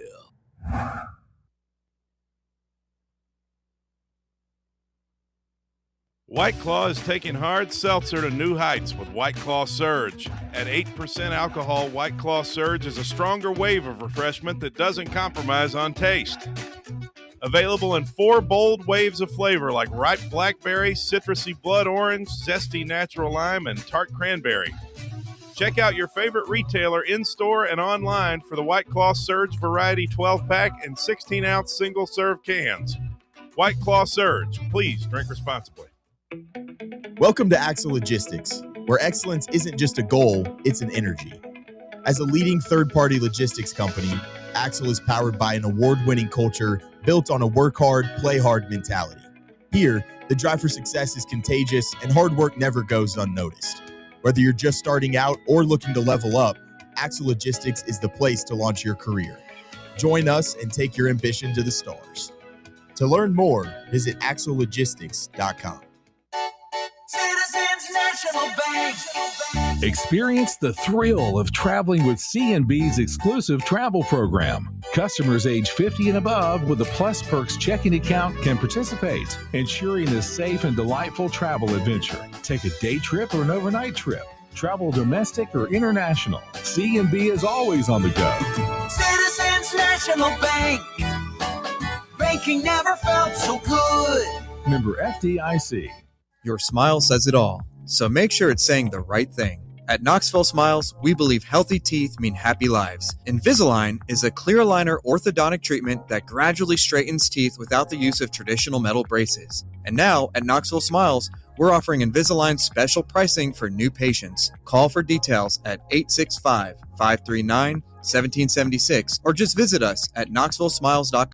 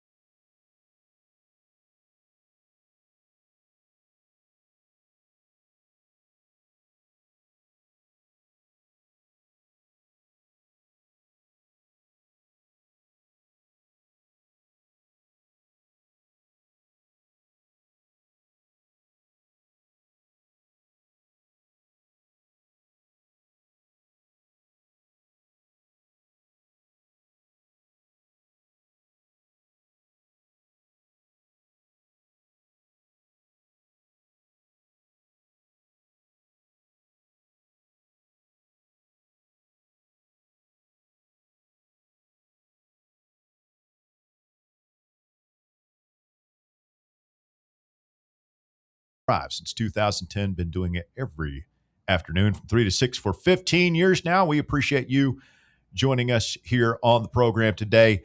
While we track down Brad Logan, answering Matty Ice's question there, Bob, if Tennessee finishes with Juke Harrison, Terrence Hill Jr., and a couple of other pieces, and we're assuming Nate Ament does not come back, where does this roster rate in the SEC? Are we talking about Portal Hall or the roster in general? I think a roster in general, and either one of those questions is going to be hard to answer right now. I would say I'd say top maybe 3, because Arkansas looks very loaded yet again, and then Florida just got news Alex Condon's coming back.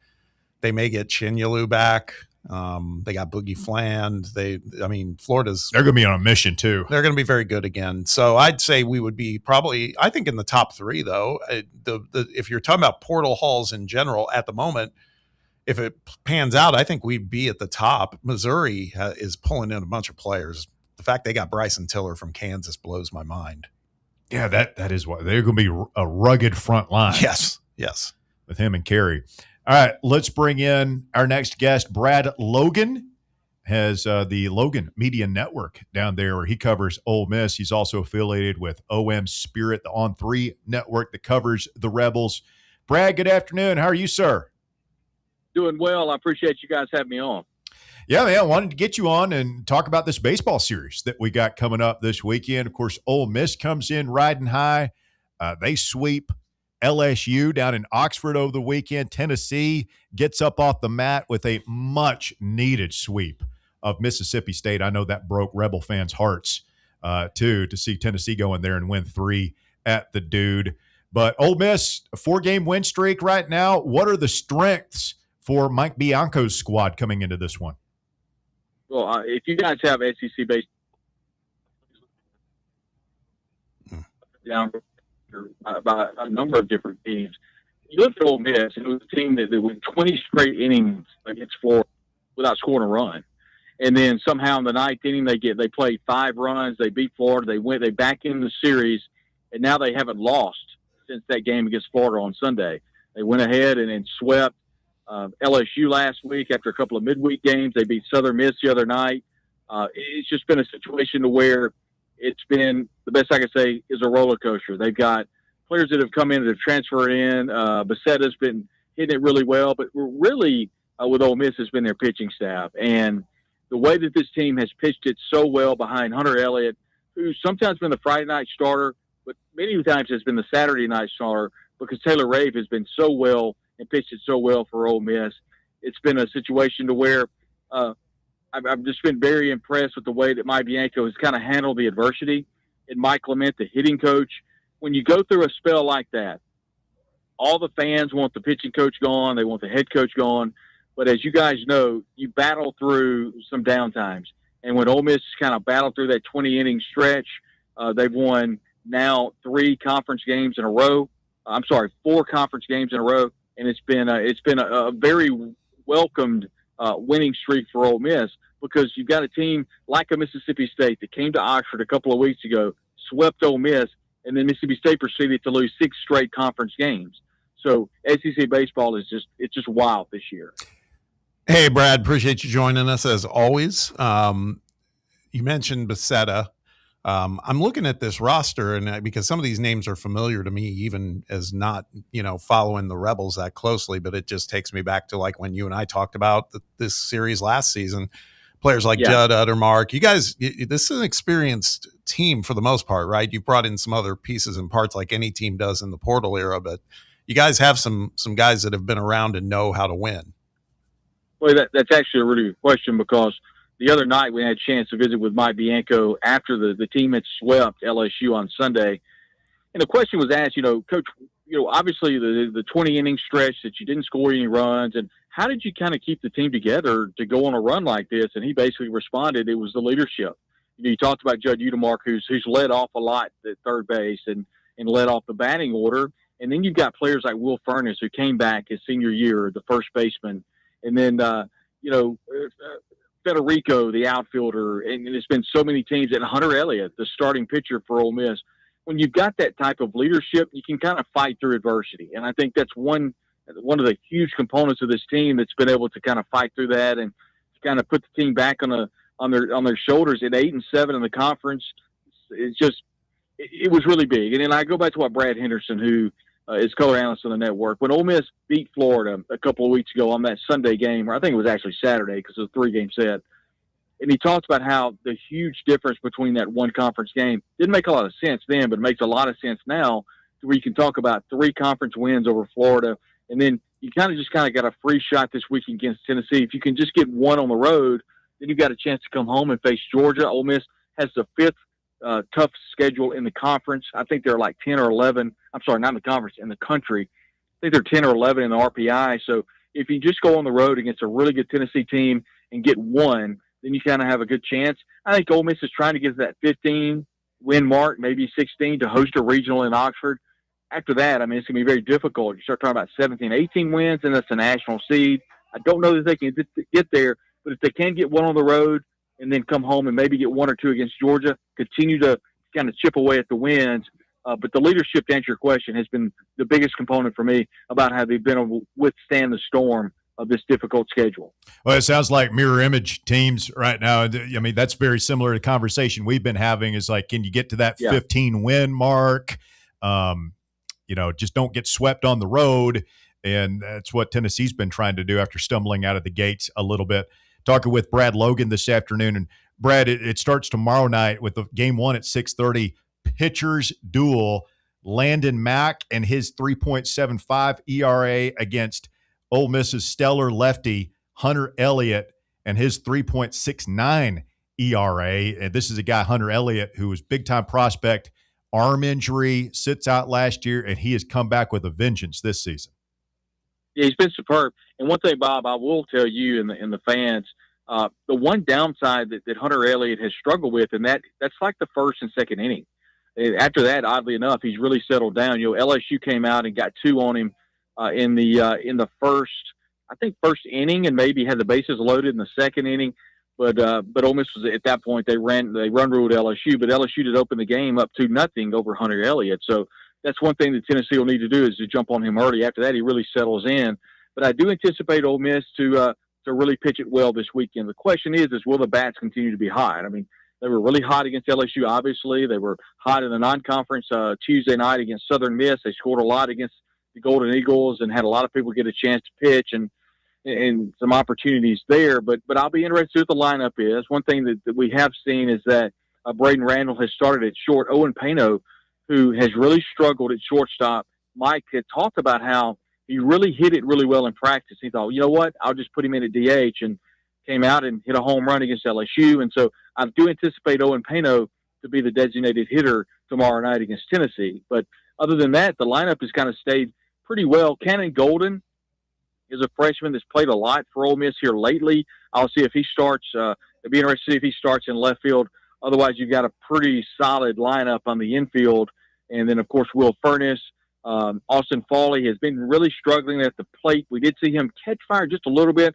Hit a home run the other night, hit a big single, an RBI single. So he's been someone to kind of pay attention to. But we'll see if the bats stay hot. They've got a huge challenge this weekend against Tennessee. But right now, I like Ole Miss's chances. If anything, on the mound, they've been really good the last couple of weekends.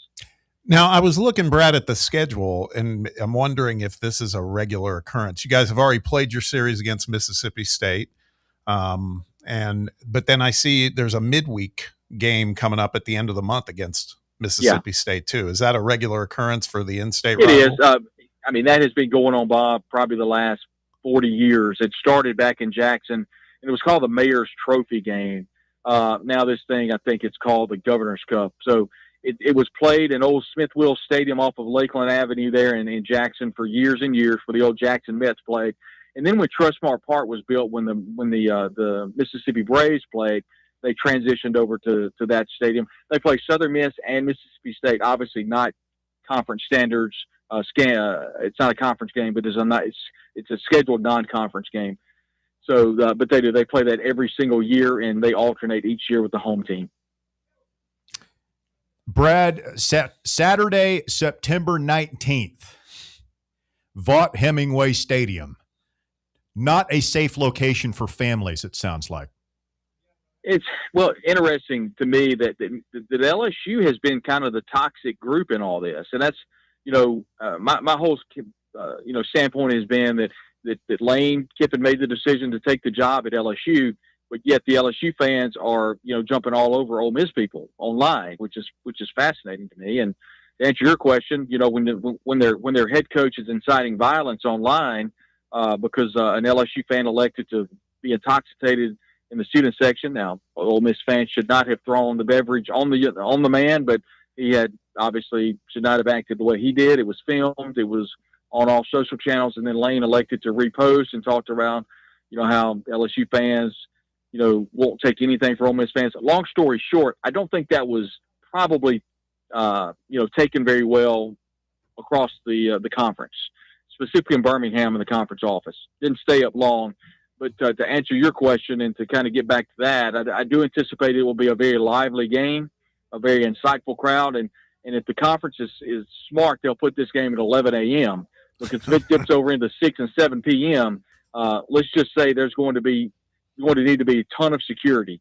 I don't, you know, I would think that the city of Oxford and its police department are going to be on high alert, because tempers will be very, very high come September 19th when LSU rolls to town. Let's just say that. Yeah, as an outside observer, I would much rather see this game played at 3:30 or prime time, but bring in the extra security there just so that we can get the full experience there without any physical violence. Yeah, those people of us getting here in hurt or Knoxville, deaths. Yes, are well aware of the kind of passions that Lane Kiffin's mere presence can ignite. And he's not done anything online to subdue that either. Never. He's done nothing but just throw, jugs and jugs of gasoline on this. And so I'm wondering if it gets closer, if he subdues from that. I don't expect him to, because of covering from all those years in Oxford. He's a perfect lightning rod for any type of, event going around. I firmly think that he will do nothing but, throw fuel on the fire of this. So, yeah, it's going to be wild in Oxford on September 19th. I think, from the football standpoint, I think it definitely helps Ole Miss, because you have a pretty veteran crew, specifically on offense, with Trinidad Chambliss returning along with Kewan Lacey. LSU doesn't really have that veteran crew. Now, I do think LSU is going to be very talented, but if you're going to face the Tigers, it's probably good for Ole Miss to face them early on in the year, so they don't have a chance to really kind of, get together and, kind of gel, if you will. So I do think that probably benefits Ole Miss that it's played early in the schedule. And I do think, too, it's probably helpful that game is early, too, because of the toxic environment that it's going to surround itself with. Let's talk for a second about the guy who replaced Lane, Pete Golding. It feels like he's I'm seeing some pretty fun to watch sound bites from Golding right now. Yeah. So feels like he's getting acclimated into the job now, because it was trial by fire right off the bat in the postseason. But here we are in spring football. Feels like he's pretty comfortable in the role. And also feels like I don't think he's going to let some of that noise that Lane's notorious for get to him, really. Yeah, I don't either, Bob. And when the decision was made to make Pete Golding the head coach at Ole Miss, we were live at the Manning Center, and we anticipated it being an interim capacity. And I really felt like that they would name someone. I actually thought they may name Joe Judge the interim coach and lead him coach to the playoff, because he was such a stalwart with offense and a great relationship with Trinidad Chambliss and Kewan Lacey, and felt like that would be the move. But again, Keith Carter obviously proved that he is much smarter than the rest of us, because he made Pete Golding the head coach. And what happens at that point, you maintain that cohesiveness with offense and defense with Joe Judge staying on staff. At that point, Charlie Weiss stayed and kind of took the offense through. But I didn't realize just how big of a component of the offense Joe Judge was. But with keeping Pete Golding and naming him as the permanent head coach, you immediately keep all the defensive staff in place. The recruiting continues to move forward. All of the players stayed in place on that defense, with the exception of a handful, Prince Wellamon Mielen, that left, along with T.J. Dottery. For the most part, all the defensive players stayed for this upcoming season. All the offensive players stayed, except for Winnie Watkins, who headed off to LSU. Caden Lee, of course, headed off to Missouri along with Austin Simmons. But the backup quarterback pretty much transferred in from Auburn, and that's Deuce Knight. So you kept everybody kind of in place. And I think more than anything, Bob, what showed me is that Pete Golding kind of checked all the boxes. The only box he didn't check was winning games as a head coach. He was able to do that against Tulane in the opening game of the college football playoff. Obviously, he did that against Georgia in the Sugar Bowl, which to me was the biggest wins really in modern Ole Miss history. And then just pretty much a non-PI call from being in the national championship against Indiana. So it was a huge year for Ole Miss, big year for Pete Golding, and I think he's learned a lot. We asked him specifically about what you've learned as a head coach, kind of what you took from Nick Saban and Lane Kiffin and Ron Roberts and all the coaches that you coached under, and he basically said, I've kind of taken little pieces from everywhere I've been and kind of molded my way into my own specific, taking 10 minutes away from this meeting here, adjusting practice there. And that's really cool to see him develop as a head coach, and he's been a lot of fun to cover so far. Yeah, we mentioned the similarities between these two baseball teams. It reminds me very much of the Vitello-Elander dynamic, and here Brad describing the Kiffin to Golding dynamic. That's good. Yeah, I agree. You hand it off to the next guy and hope he can kind of hold what you've built together And we'll see if both Josh Elander and Pete Golding can accomplish that. Good stuff, Brad. Interesting matchup this week. I tell you what, this SEC in baseball, it's such a Shark Tank in football. It's the same way in baseball. You look at the top of the standings, is Texas and Georgia, I guess, are up there. But Texas stubs their toe this weekend at A&M. Georgia loses a series at home to Florida. I mean, it feels like this league is wide open halfway through the conference portion of the schedule. Yeah, I would argue that SEC baseball is more unpredictable than SEC football, and that's hard to do.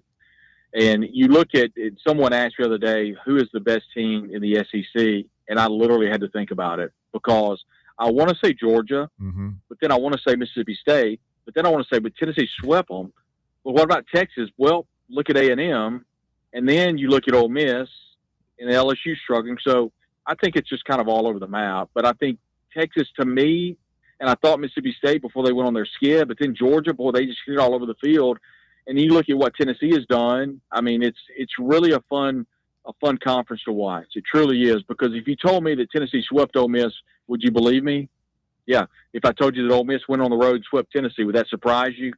It's just the SEC is just a gauntlet. And if anything, from an entertainment value perspective, the Sunday game, third game of the series is always the most fun to me.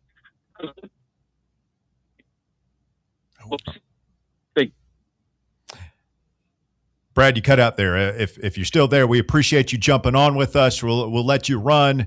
Really appreciate the time. Brad Logan, you can find him, Logan Media, the On3 network there, Ole Miss Spirit, omspirit.com. The great Brad Logan chiming in. And, yeah, 9 of the SEC's 16 teams are either 8-7 or 7-8 halfway through the conference slate right now in college baseball. So it is a wide open league. We're going to take a quick timeout. We'll open up the phone lines, 865-966-3435, your phone number if you want to call or text the show today, 966-3435. Back with more Fan Run Radio right after this. The Drive. Miss any of your favorite Fan Run show? Listen to the podcast on our free Fan Run Radio app or wherever you listen to podcasts. We really need to get some branded stuff. Shirts, hats, promo items, something professional. I mean, we could just find a website and order a bunch of it ourselves. You could, but you're taking a big risk. You don't know the quality, the fit, the timeline. It's a roll of the dice. Yeah, I guess, but isn't that how everyone does it now? Not the ones who actually care about how their brand looks. Look, if we're putting our name on it, it needs to be done right. We need SM Athletics. SM Athletics? Yeah, they specialize in working with businesses like ours. Apparel, hats, promo gear, but real, customized stuff. They actually care if it turns out right.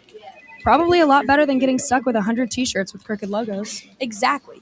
Plus, they'll walk you through everything. Sizing, colors, material, so it matches the image we're trying to build. Makes sense. What's the name again? SM Athletics. Trust me, if you want to look like a real company, not a flea market stand, this is the move. If you're serious about your brand, work with people who are serious about getting it right. SM Athletics. Rickard Ridge Barbecue, located in beautiful Cove Lake State Park. Rickard Ridge is home of the best ribs in the Volunteer State. Smoked daily by pitmaster Mark Rickard, the barbecue at Rickard Ridge is mouth-watering, fall-off-the-bone delicious. Take the scenic drive up I-75 to exit 134 for directions and to look at the rest of the menu. Visit Rickard Ridge online at rickardridgebbq.com. Vol fans, reimagine your home at Broadway Carpets and Flooring for any remodeling or building needs. With a variety of carpets, rugs, hardwood, vinyl, and stone, Broadway has all the flooring and installation options you're looking for, including pet-resistant products like Pet Perfect Carpet from Shaw Floors. Visit their showroom in downtown Knoxville or the location in West Knoxville located on Kingston Pike near Pellissippi Parkway today.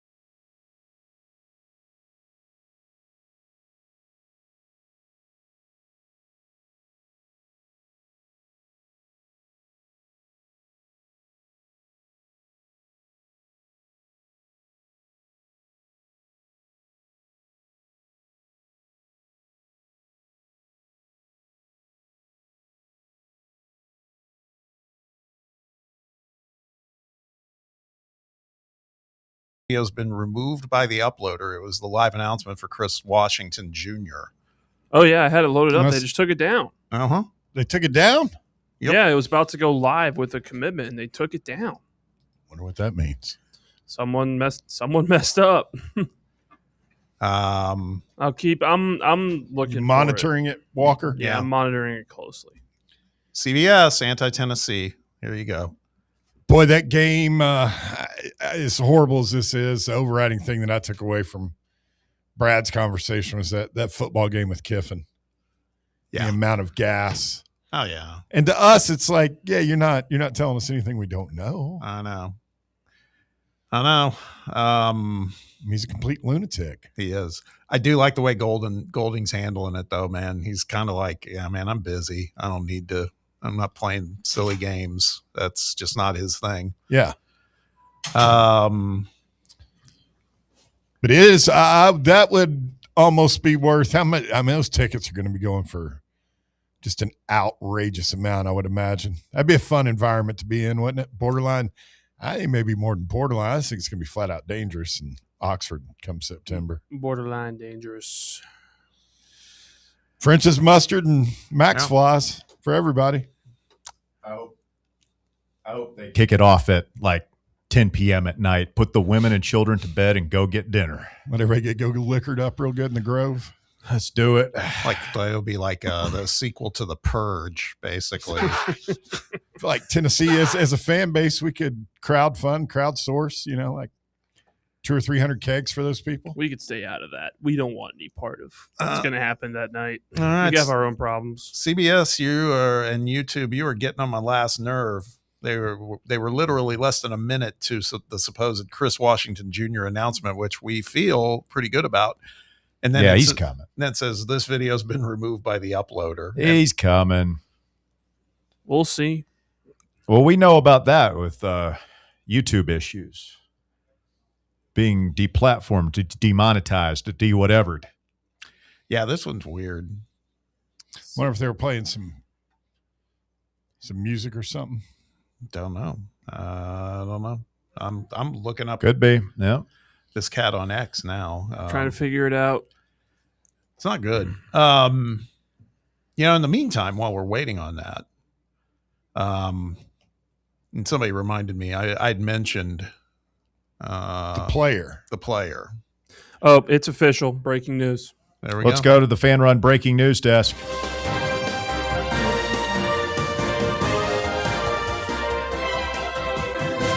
Per 10 seconds ago from Ryan Schumpert, four-star Christopher Washington Jr., the top-ranked prep prospect in the 2026 recruiting cycle, has committed to Tennessee basketball. He's a 6'9" forward and ranks as the number 43 player in his class, according to 247. Top player in state. That's Ryan Schumpert from Rocky Top Insider. It's a final now. Chris Washington Jr. So here's what we got. Right now, when you're looking at this roster, because this is hard to keep track of, and there are a couple of numbers here that are even a little bit fluid as we assemble this roster. Right now, you've got 2, 3, or 4 players returning, depending on how you want to look at it. We know Brown and Henderson are coming back. Masamba might be coming back. We don't know about Berg. So that number can be 2, 3, or 4 in terms of returning. We know we've got 4 freshmen now: Ralph Scott, Manny Green, Marquise Clark, and Chris Washington Jr. And we know we've got 4 guys out of the portal: Tyler Lundblade, Day Ames, Miles Rubin, and Jalen Harrelson. So we've got, depending on how you want to count this, 10 or 12 players. And, of course, you've got 15 scholarships to play with. Sure. So we have at least 3 more guys that we could add. Yep. Juke Harris, another big. Nate Ament. Could happen. Tyler Tanner. Let's get them all, man. Get them all. Let's go get them. You said it, not me, but I agree. We had a little intel. William Pattison, guy is working it, man. Well connected. Billy Playbook. Well connected William said he had heard that Chris Washington was in Alumni Hall like an hour ago spending buku bucks on Tennessee swag. See, to me, that's ridiculous. It's like he commits to us. We can't give him a couple of sweaters and shirts and hats and stuff. Or maybe they gave him a check. Well, exactly. Like, what's the difference? Card. Yeah. Oh, give him a alumni. Here's an Alumni Hall gift card. Go on a shopping spree. So nobody said he was using his own money. So he was buying it for his family. Who knows? Yeah. So we were kind of in, but we wanted to wait till it was official. So yeah. All right. Well, there you have it. Another piece to the puzzle. Now, I don't think that Washington is going to have a major impact on this year's team. He might play a little. We'll see. He's an intriguing prospect, but definitely, I'd stop short of calling him a project. Yeah, but you never know, man, because at this time last year, did anybody really think that Amari Evans was going to be an impact guy? We hoped. True. So a little bit. I kind of assumed that he was headed towards a redshirt year, quite frankly. Yeah, he was. Well, he was someone Barnes was high on, but then he just kind of emerged and started getting meaningful minutes. I always figured he'd play, but be like a 5-6 minute a game guy. And but that's kind of my get his feet wet. That's my expectations for Chris Washington. Yeah, I think that's and well, given the roster we're talking about developing here, I mean, I would think that's I would agree with you for sure. DR Vol is up next. It's the Drive Fan Run Radio. What's up, DR? I don't want to be a DR downer, but I mean, he's probably going to be in the portal this time next year. I mean, you mentioned Amari Evans, and hell, he's gone. Like, you can't invest in these guys that commit. No, you just have to take it on a year-by-year basis. And look, who would have thought that we would be excited about Dwayne Brown the way we are? So this whole way we view college basketball and roster building, it's just so different than where it was a couple of years ago. I mean, you can be down about it because you're right. I mean, the chances of Chris Washington being in the portal this time next year are 50%, I would say. But I just look at it, DR, as you got to have a dozen to 15 players on your roster, and players 8 through 12 or 15 on your bench are guys that you're going to have to get at a more modest investment. And I don't think we're paying Chris Washington Jr. $2 million to come play here next year. I mean, what do you think they pay for this Washington kid, Bob? I mean, that's a good question. Yeah, I don't even know what to get. I mean, I would be stunned if it's $500,000 or above. I think it might be above that, but I bet it's less than $1 million for sure. Well, good for him. Because, I mean, you look at some of the other schools he was looking at. I mean, they were schools that had money. So, but still. So, have I missed it? Like, is it still, like, is the deadline to hop in the portal over? No. Next Wednesday. So, we're going to know about Tyler Tanner by next Wednesday. Yes. Is it wrong? I'm just kind of over talking about him. He's not in the portal. No one knows if he's going to be in the portal. It sounds just like a colossal waste of time. Yeah, but this is our Tomba Bear. Let us have this. But if it's a situation where these agents are involved and there's middlemen involved, like, why would you go in the portal unless you had the offer you wanted? I don't know. I mean, there are reasons that he might not be in the portal quite yet. And one of them could be that he has no intention of leaving. But again, like we said yesterday, he hasn't said he's staying. Yeah. And that's what these kids do now. You commit to wherever you're going to play basketball the next year. And he hasn't done that. Strategery. That's what's going on there. Trying to drive the price up.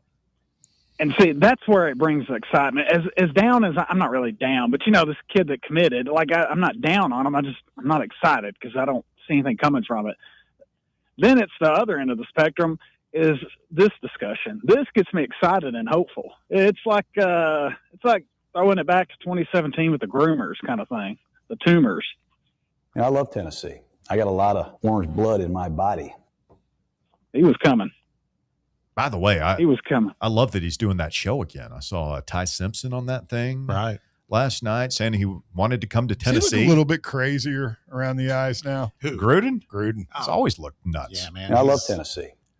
He's just even nuttier looking to me. Yeah, he's been Guys, I have a question, and I'll hang up and listen. Channel 10 had posted something about the best content from the coaches of the decade of dysfunction between Kiffin, Dooley, Butch, and Pruitt. My vote is Butch because of the memes, but now I didn't start listening to y'all until we fired Butch and got Pruitt, and that made for good content. What was more enjoyable for y'all, coach-wise, and the content? I'll hang up and listen. I mean, that's like comparing, how you felt. It just got old after a while, man. It was awful. Butch Jones is ass. I would definitely rank Butch last. Kiffin, in 10 months, produced an insane amount of great content around here. Jeremy Pruitt was just a complete cartoon character, just a total buffoon masquerading as an SEC head coach. I cannot believe how Philip Fulmer sat with him in a room for minutes, for hours probably, looking at his clock, wondering how much more time am I going to have to spend with this? Stay with us. Hour number 3 of The Drive. It's Fan Run Radio. Back with more after this. The Drive. Fan Run Radio, where Big Orange Country comes to talk sports. Start your morning off with your daily dose of talk sports with John Reed and Cody McClure from 8 to 11. Then it's Tony Basilio from 11 to 1. The Playbook with William Pattison from 1 to 3. And The Drive from 3 to 6. It's 10 hours of hard-hitting local sports radio every day, right here on the flagship station for Tennessee fans. This is Fan Run Radio, Knoxville. Hey Knoxville! Surfside iced tea and vodka, made with real brewed tea, is only 100 calories, 2 grams of sugar, with no bubbles and no troubles. That's right, zero carbonation, so it's easy to sip and enjoy. Headed to a game day or party at a friend's house? Bring an iced tea or lemonade variety pack from Surfside, or try their green tea and new raspberry tea vodka. Find the can with the sunset stripes this season. Surfside iced tea and vodka, sold at bars, restaurants, and stores near you. Surfside iced tea and vodka, sunshine in a can. Must be 21 or older. Enjoy responsibly. At Knoxville Insurance Group, they understand the challenges many consumers face when searching for insurance coverage. That's why whether it's for you, your family, or your business, they create a coverage plan specifically for your unique needs. Knoxville Insurance Group is an independent firm, which means they aren't beholden to just one insurance company. They search multiple companies, acting as your negotiator to find you the best possible policy and price. Start a quote in minutes at KnoxvilleInsuranceGroup.com or call them today at 865-694-9788. Smoky Mountain Brewery is the place to be for game day. From the moment you walk in, it's wall-to-wall big screens, making Smoky Mountain Brewery the perfect place to watch the Vols or your favorite team in action. With locations in Turkey Creek, Maryville, Pigeon Forge, and Gatlinburg, you're never far away from a great time at Smoky Mountain Brewery. Try one of their world-famous microbrews like Black Bear Ale, Mountain Light, or Cherokee Ale. Juicy burgers, wings that bring the heat, and delicious handmade pizzas made with hand-tossed crust from the freshest ingredients and their own special sauce from a secret recipe, topped off with hand-grated cheese and farm-fresh toppings. And don't forget, those famous microbrews are also available in kegs for your next party or in 6-packs and growlers to go. So grab your crew and head to Smoky Mountain Brewery and tell them Fan Run Radio sent you. Smoky Mountain Brewery. Eat local, eat good. I'm a pretty great multitasker. I can wash dishes and do laundry. I can roller skate while walking my dog. I can even order lunch while doing my homework. But I can't use my phone while driving. A distracted driver is one of the leading causes of death in the United States. So when it comes to driving, please, don't be a multitasker. Don't drive distracted. A message brought to you by the National Highway Traffic Safety Administration, Project Yellow Light, and the Ad Council. You're listening to FM 105.7 and AM 1340, WKGN Knoxville, and W289CU Knoxville, Fan Run Radio. Are you ready for the start of a new season? Maybe looking for your team to go on a tournament run? Get game day ready with Crumble. Head on over to your nearest location and pick up 12 pre-selected cookies plus exclusive toppers. When you're looking for dessert options, there's no question about who you should call on. Our listeners already know. Last year, the Dubai chocolate was a home run, along with the brownie batter. Oreo crumb was another crowd favorite. What new flavor will set the standard this season? If you're in the Knoxville area, there are 3 locations ready to serve you: Clinton Highway, Parkside Drive, and Maryville. Download the Crumble app to build your best lineup and vote on the best combos. You can even put your bid in to request a new flavor. Order in the app and slide on over to your nearest location. Tell them Fan Run sent you, and as always, it's for the fans, by the fans. Don't miss the cookies.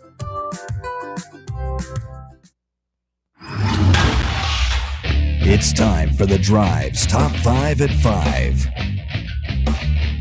Quitting time on your Thursday, 5 o'clock here on Fan Run Radio. I'm Russell Smith. Josh Elander, Tennessee baseball coach, coming up in 40 minutes on the show today with the huge series against Ole Miss scheduled to start tomorrow night here in Knoxville. We start our third and final hour at the Top 5 at 5.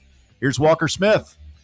Thank you, Russ. At number 1, the Vols have landed 4-star recruit Christopher Washington Jr., the top recruit out of Tennessee and the number 43rd nationally.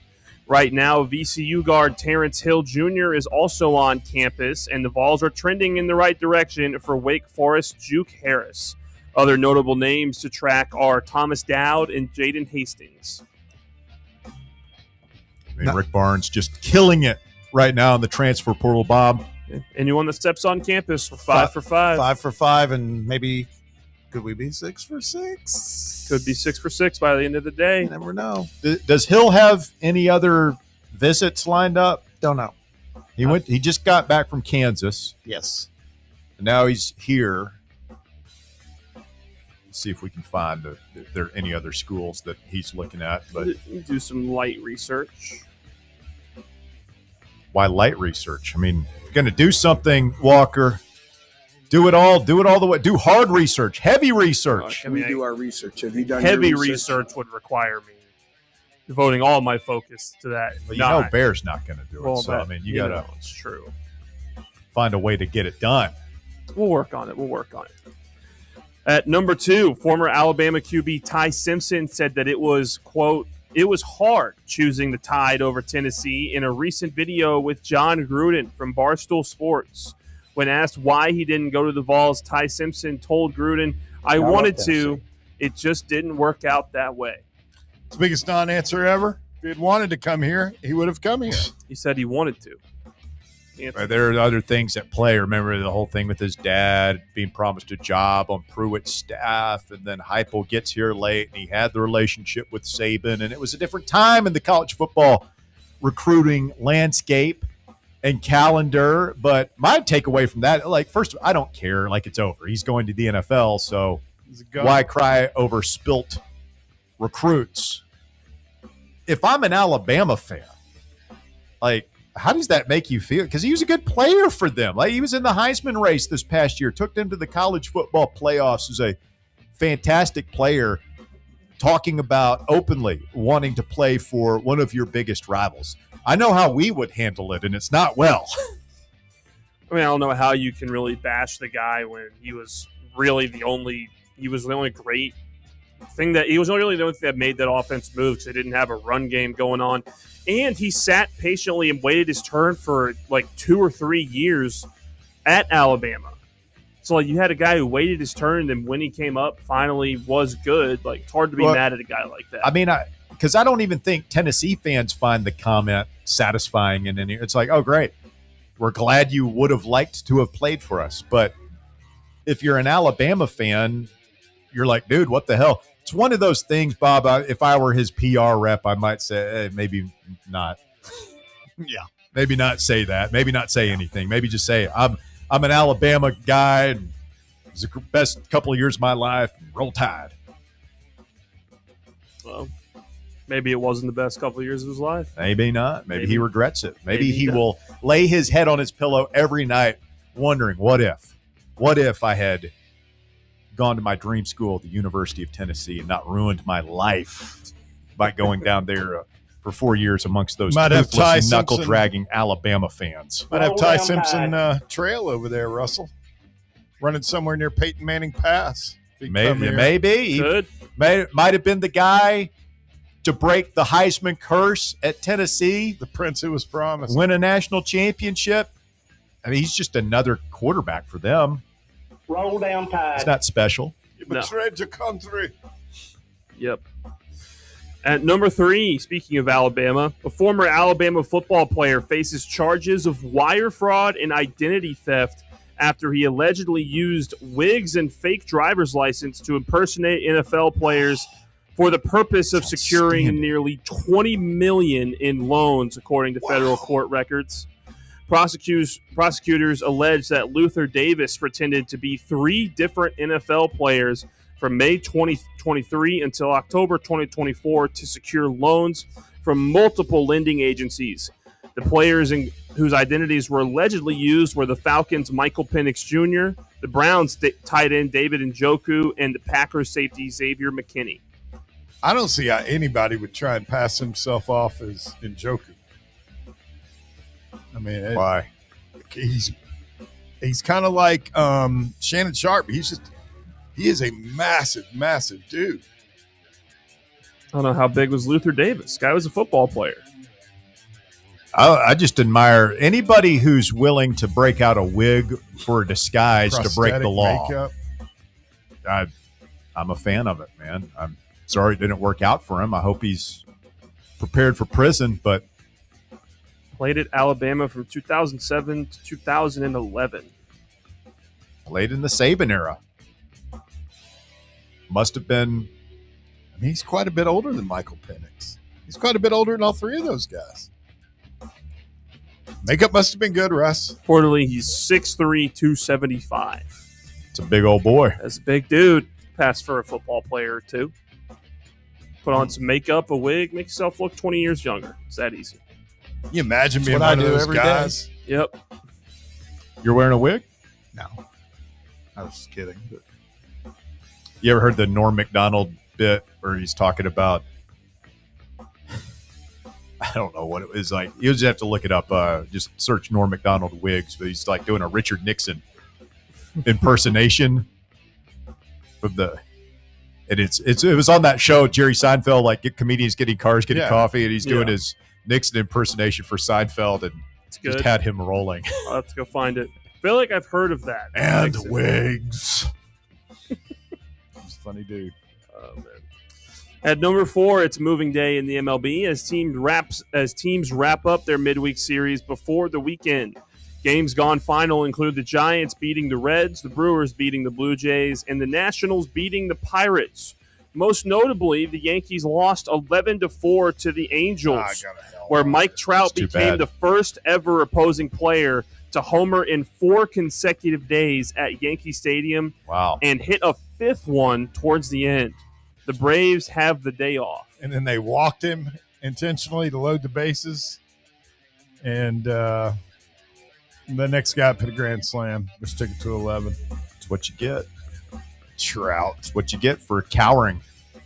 So we had a great start. We were 7-1. And we've kind of fallen off since then. We're 3-9 since.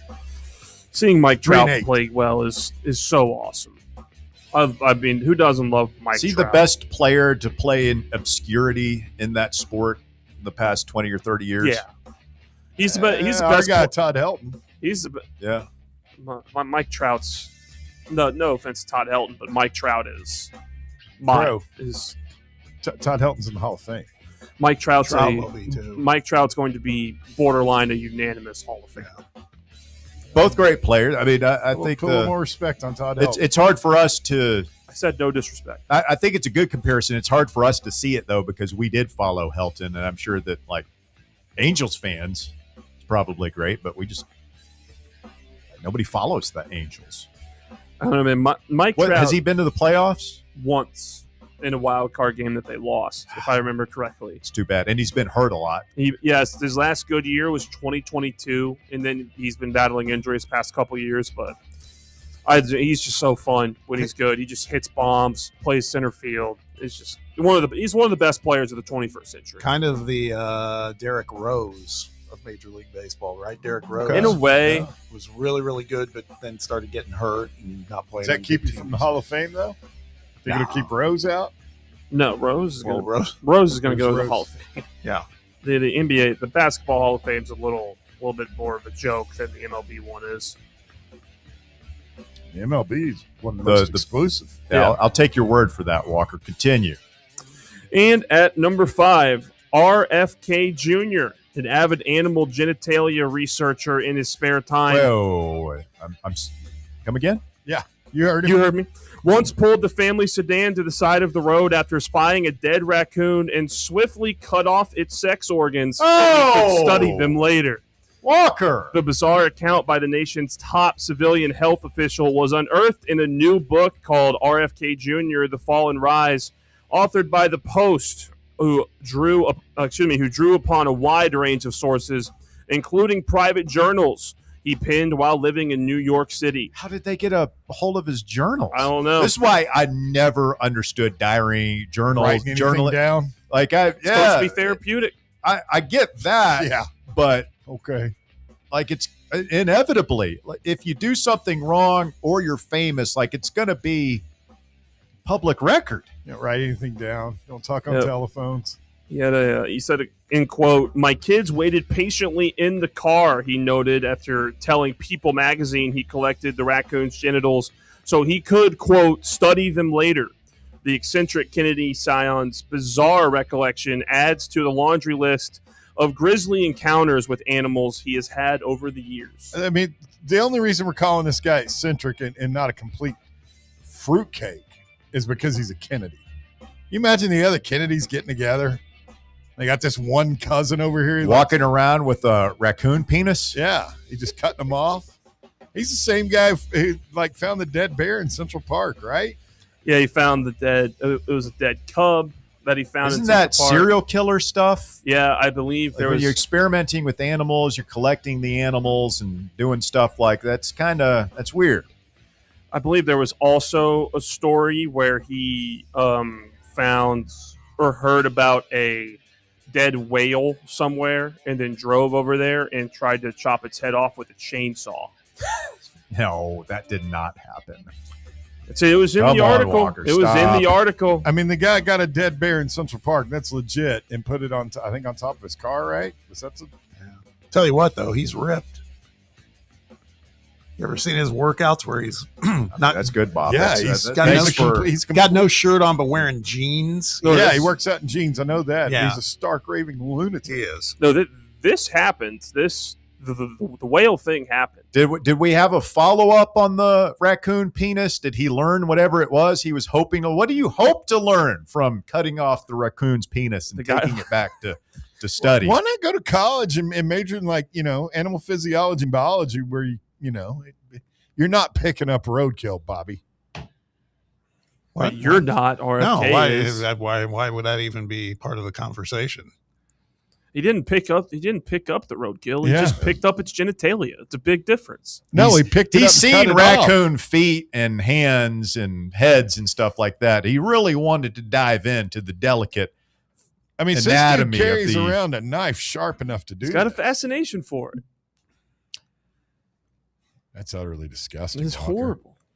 Well, I appreciate that, Walker. I mean, you stepped outside your comfort zone. Beach Bum, Tennessee on the live chat said, "Wow, must be no material for number 5, I guess." It's interesting. Everybody's waiting with bated breath for the number 5 in the top 5, Walker. You're also very delicately treading up to the edge of the third rail of politics on this show, which we don't deal in here, Walker. It would not have mattered to me who it was that did this. I would have said it regardless. There's somebody driving on I-40 right now, pounding their steering wheel, cursing Walker Smith and his pinko commie tendencies.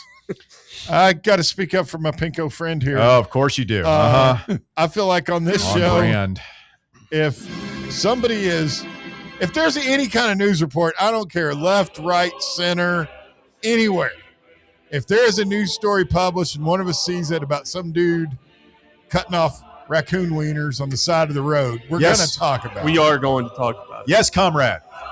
Is that not true? No, it's very true. I distinctly remembering not exactly the same, but a much more gruesome story not too long ago of a certain deer on the side of the road that we talked about intimately on this show.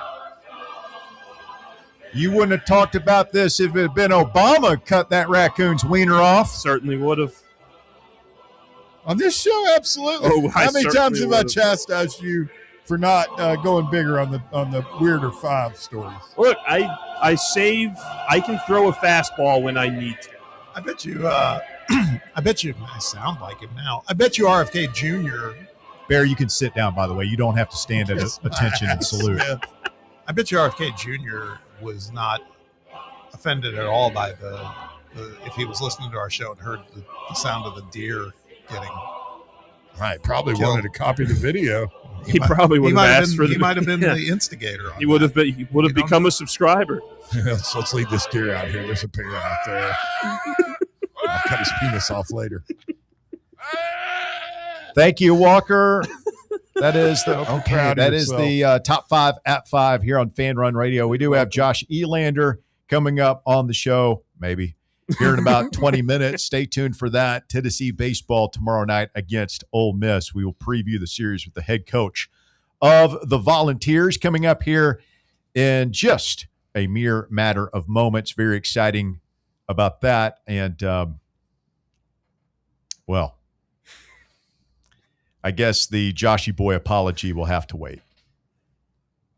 He's left the chat, or at least he hasn't chimed in since some really awful things are being said in there too now. I mean, that's just... Oh, we do? Oh, okay.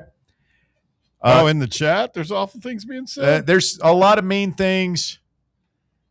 Posty says Bear doesn't have time for Joshy Boy, but he has time to tell us about all the people who are leading the luge in the Winter Olympics. That's completely unnecessary. Wildly inappropriate. Jason says Joshy Boy is drooling somewhere with his clipboard. See, that's not nice. No, you don't say that. Completely. You don't say that. Unnecessary. That's inexcusable. Heipel's Razor says, can Joshy Boy enter the transfer portal? No, we need him. Maybe he has. I don't know. Here's what's sad. Go Big Orange, Kyle Beach. Hey, Bob, who's that player? I know. We'll get to it.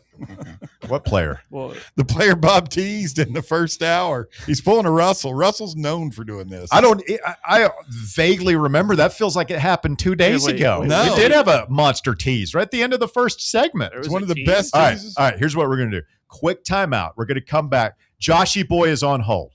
Right. We're going to take his apology today. I'm sorry. And then Bob will tell us about his player. Yeah, it's getting pretty anticlimactic. I've forgotten by now. We were ready to do it, and then we had breaking news, and then it just keeps, getting pushed. So, but I'll get to it. All right, stay with us. The Drive continues. It's Fan Run Radio. The Drive. Catch up with all things Fan Run by subscribing to our podcast feed. Like, rate, and download the show from the Fan Run app or wherever you get your podcasts. Barley's has live music on weekends, general team trivia on Wednesday nights at 8 p.m., and now live sports trivia courtesy of the Knoxville Trivia Guys every Thursday night upstairs. The game starts at 7 p.m. and is free to play for everyone, so head on down to the Old City and show off your sports knowledge and win gift cards to Barley's. Use those gift cards to buy some delicious food and drinks, and you can take it all in with their wide selection of TVs and indoor projectors. Barley's Tap Room and Pizzeria.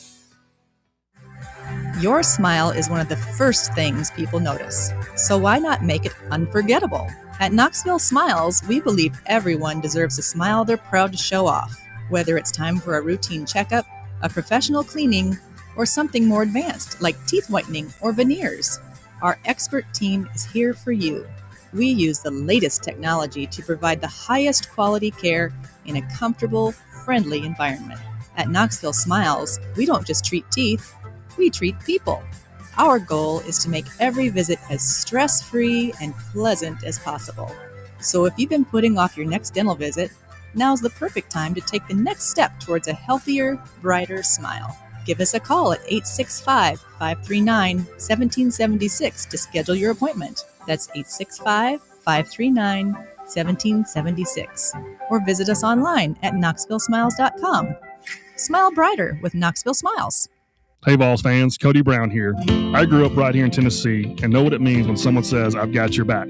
That's why you can trust Farm Bureau Insurance of Tennessee. Whether it's your home, your vehicle, your family's future, or the business you built from the ground up, we will show up for all of your insurance needs. We are Tennesseans who understand what matters, which is doing right by you. Insurance is not all about just paperwork and policies, but it's about the people we insure every day. So if you want insurance that hits home, give me a call at 865-992-3871. Go Vols. Welcome to Axle Logistics, where excellence isn't just a goal, it's an energy. As a leading third-party logistics company, Axle is powered by an award-winning culture built on a work hard, play hard mentality. Here, the drive for success is contagious and hard work never goes unnoticed. Whether you're just starting out or looking to level up, Axle Logistics is the place to launch your career. Join us and take your ambition to the stars. To learn more, visit axlelogistics.com. eBay Motors is here for the ride.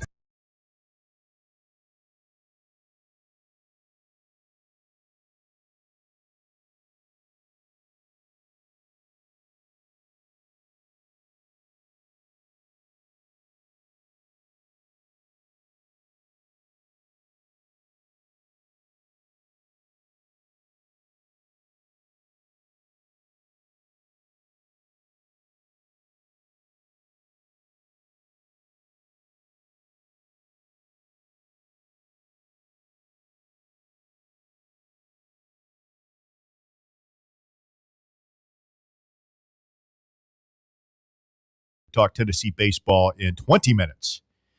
Very exciting to talk with the head coach of the Volunteers as they got their season back on track with the big sweep down at Mississippi State last week, hoping to keep the mojo going with top 25 Ole Miss team that's won 4 in a row, including a weekend sweep of their own against LSU coming into town. We will preview that series with the head coach of the Vols coming up here in just a minute. Joshy Boy is next on the drive. Hello, Joshy Boy. Hey, guys. How are you doing today? Doing well. How are you, sir? Good. Russ, can I ask you something first before I get to my apology? Sure. I just wanted to say a few things before I get to my apology. The reason I want Phil to apologize to me, Walker remembers about a month ago when I ripped on BJ Edwards. I said, I hope we play them in the tournament and beat them. Phil just came at me after my call and called me the R word. So I want an apology from Phil, and I'm going to start my apology off right now. Wait, Phil, hold on. Phil said the R word on our show? I don't know if you guys remember it. I feel Go like back and listen. I don't feel to like the that's tape. something we'd let pass.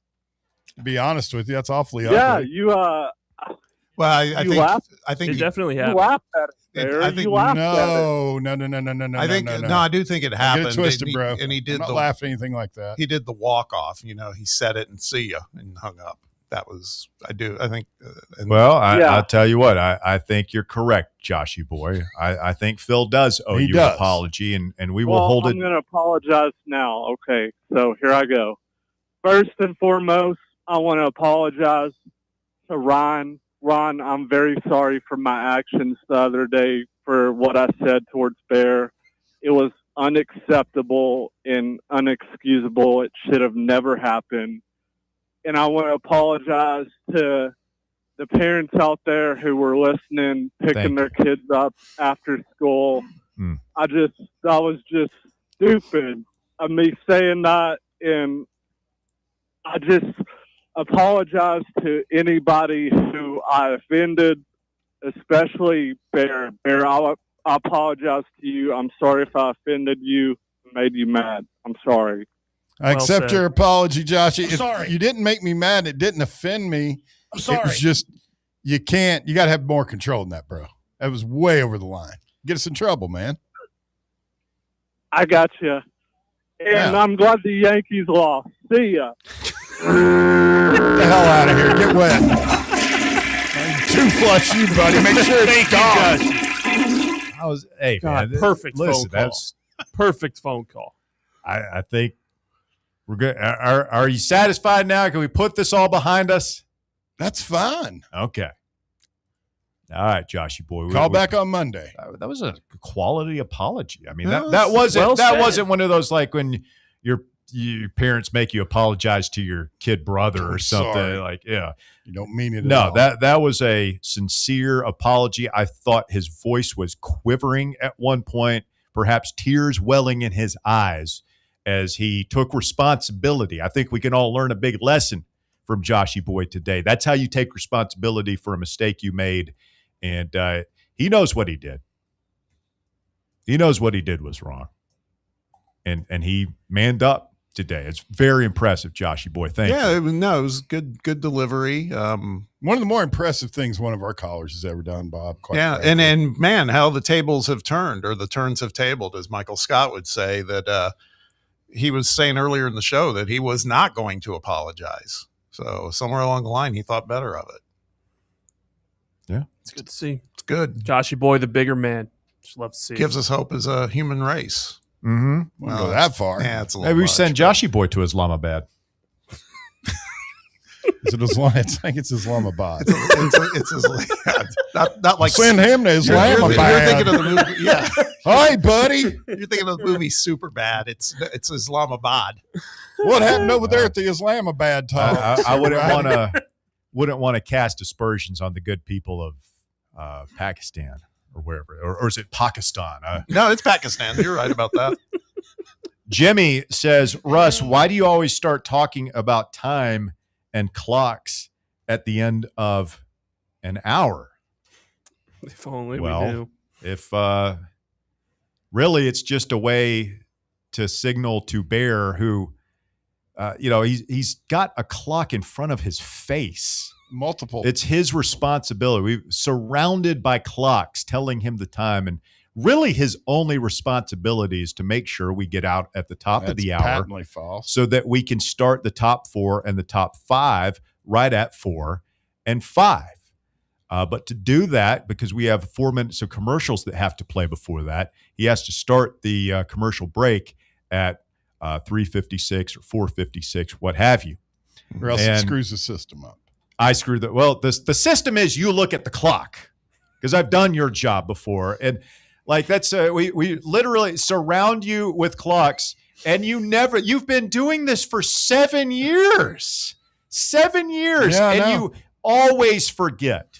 Always. Not always. 90% of the time. No, I don't. Not Walker, am I 90% exaggerating when I say 90% of the time he does not remember the top of the hour? I'm abstaining from the conversation. Maybe 70. It's well over 50% of the time. If I speak, I am in big trouble. It's not. You're not in trouble. I'm answering a listener's question right now. And so you're lying, but that's okay. I'm telling the exact truth. You're exaggerating. I'm not embellishing. I can't sit here and stop the show and say, "Hey, Bear, the hour's over. You need to start the bumper music," because that would be really stupid. Like that would be. You could do the tap your wrist. That would be. You don't have. What you do is you lead me down. You try and get me to go. I could. You're right. I could do the tap the wrist thing. You could do something, but other than what you do. But it's much more amusing to me. I mean, at least embarrass Bear. I just did. Yeah, I just be did. honest. You're not a very nice person. Well, I will admit to that if you'll admit to not 90% of the you're time incompetent at managing the clocks. Whatever. Roberto corroborated Joshy's point on Phil. He said that he did. Yeah. I'm getting multiple corroborations. Yeah. Only problem with that is that somebody on my team said, "Here's the clip." They've already pulled the clip. Philly did not call him that, and he said, "And you didn't laugh." That's coming straight from the. Well, then why do we have? I've got the caller Rusty telling me it happened. Bob's got somebody telling him it happened. DR saying it didn't happen. It definitely did happen. I remember very clearly that. No way in hell I laughed. I guarantee you that. All right, it's not something I would laugh at. Somebody find us the date. We'll go back and check the tape. But if that happened, Phil certainly owes an apology. Let's talk to Mikhail, who I can only imagine is somebody else up from Bears team. Good afternoon, Mikhail. You're on the drive. It's Fan Run Radio. Russ, I hate to correct you again, but it's Mikhail. Mikhail. Apparently, I can't pronounce anything on the show this segment, so we'll go ahead I'll take your word for it. Mikhail. For the record, Bob Baskerville, it is Pakistan, not Pakistan. Oh, okay. Yeah, it's sorry. I hate to be that guy, but just that's fair. No, always open to somebody who can set That's not how they say it in Indiana. Well, it's tough, Mikhail, because when I was majoring in geography to become a sports radio host, I promised myself that I would never mispronounce the names of obscure cities and locations on the show. So I'm really letting myself down here. Well, following Joshy Boy's call, I think now's the perfect time for everyone just to apologize for their actions. I'm sorry. Who else here has apologies to be made? Well, Bob has to apologize to Sterl at some point if that ever happens. There's a better chance of me apologizing to Joshy Boy. I'm sorry. Bob feeling any remorse. I've gone on a full embargo on that whole thing. You don't even hear me talk about it. So I refuse to. That's one of the few things I agree with Bear on. I would never, ever, ever apologize to Sterl the Pearl, ever. Oh. Okay. Wow. My man. Again. Decorated former Vol. VFL. Yeah.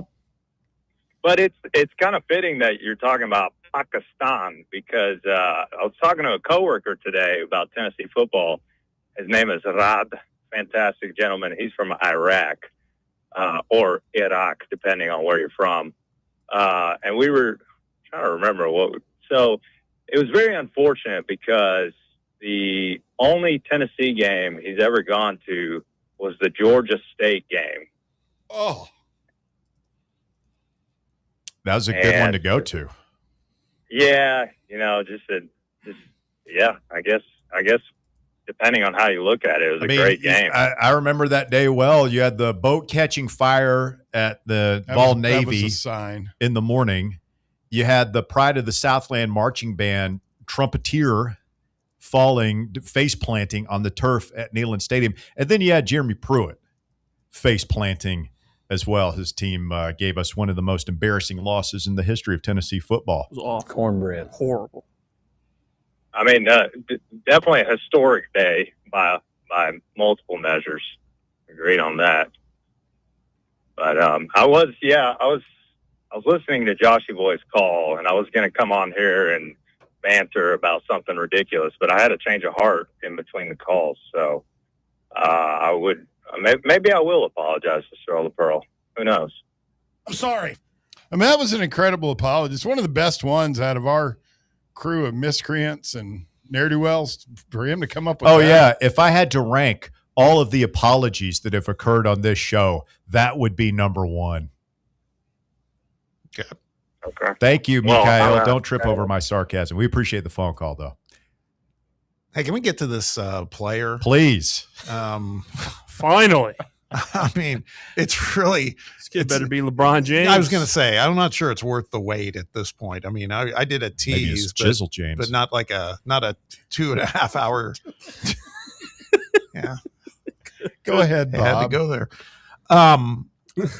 There was a guy that we were going to have visit, and we pulled the plug on that. Really? We pulled the plug.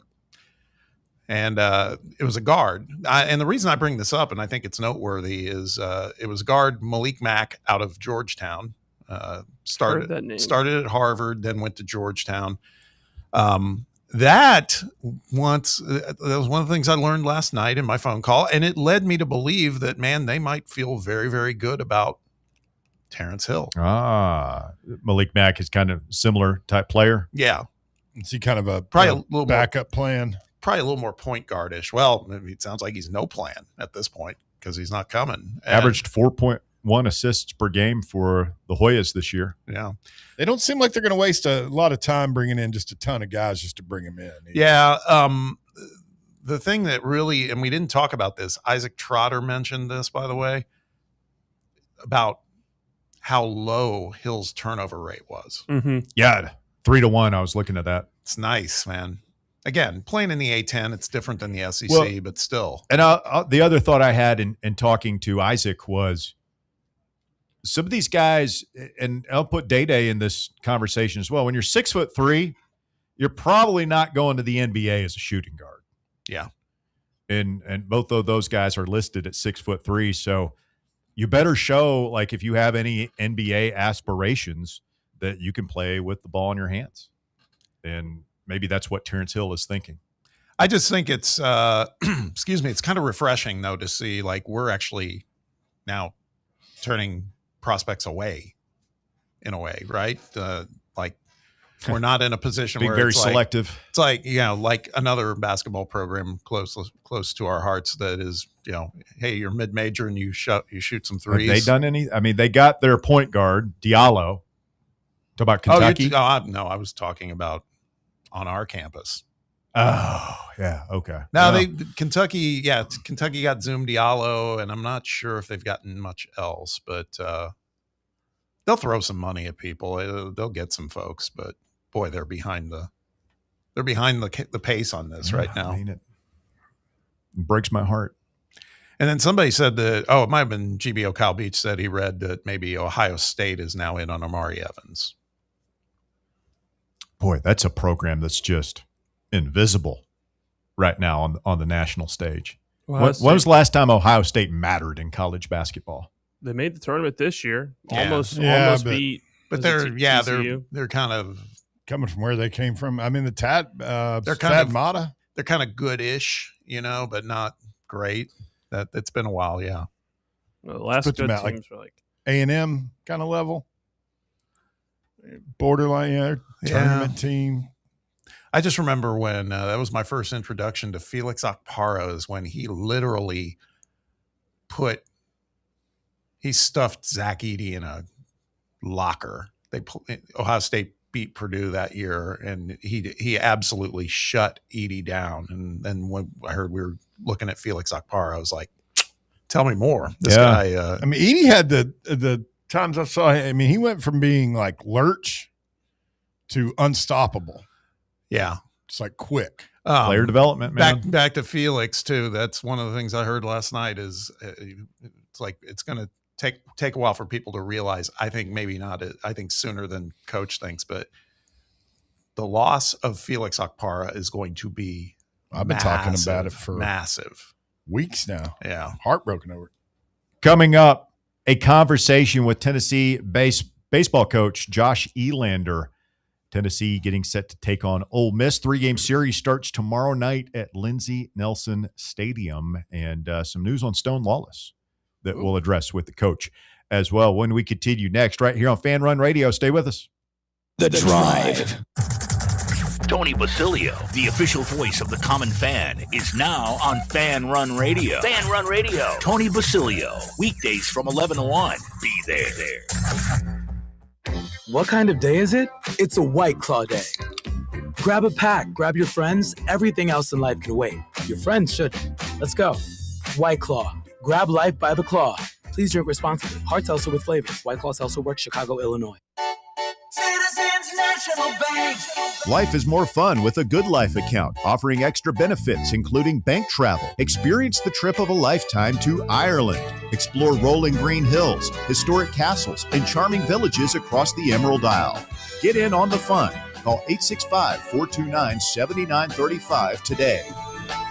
Citizens National Bank. Banking never felt so good. Member FDIC. Have you ever found yourself wishing your clothes looked brand new again? Whether it's your favorite suit, that little black dress, or your comfy winter coat, Crown Cleaners can make it happen. From stubborn stains to delicate fabrics, the expert team at Crown Cleaners uses the latest cleaning technology to ensure your clothes come back looking and feeling fresh. Visit one of their 2 area locations, Kingston Pike on Bearden Hill or South North Shore Drive near Dunkin' Donuts. Online at crowncleaners.com. Crown Cleaners, a tradition of excellence. Where are the best ribs in the Volunteer State? Rickard Ridge. Who has the best barbecue catering packages in East Tennessee? Rickard Ridge. And where is the most beautiful setting to enjoy a meal with family and friends? Rickard Ridge. Rickard Ridge Barbecue. Just a quick ride up I-75, take exit 134, hang a right, and Rickard Ridge is on your left, just inside Cove Lake State Park. Vol fans, reimagine your home at Broadway Carpets and Flooring for any remodeling or building needs. With a variety of carpets, rugs, hardwood, vinyl, and stone, Broadway has all the flooring and installation options you're looking for, including pet-resistant products like Pet Perfect Carpet from Shaw Floors. Visit their showroom in downtown Knoxville or the location in West Knoxville located on Kingston Pike near Pellissippi Parkway today. It's baseball time in Knoxville. Your Knoxville Smokies are back in action and back home next week. Join us for a week packed full of fun with All-You-Can-Eat Wednesday, our Knox Vegas Thirsty Thursday with half-off draft beers, come dance with the Smokies and fireworks on Saturday, and we're halfway to Halloween on Sunday. Woo! What a week. Reserve your seats now at SmokiesBaseball.com. Knoxville Smokies.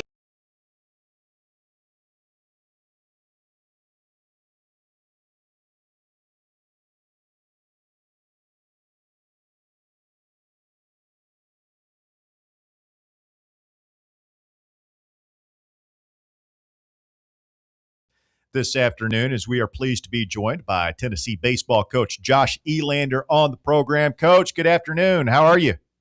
What's up, guys? Doing great. Hope you guys are doing well also. Yes, thank you so much for jumping on with us again here. It's good to see you guys getting back into the win column here lately.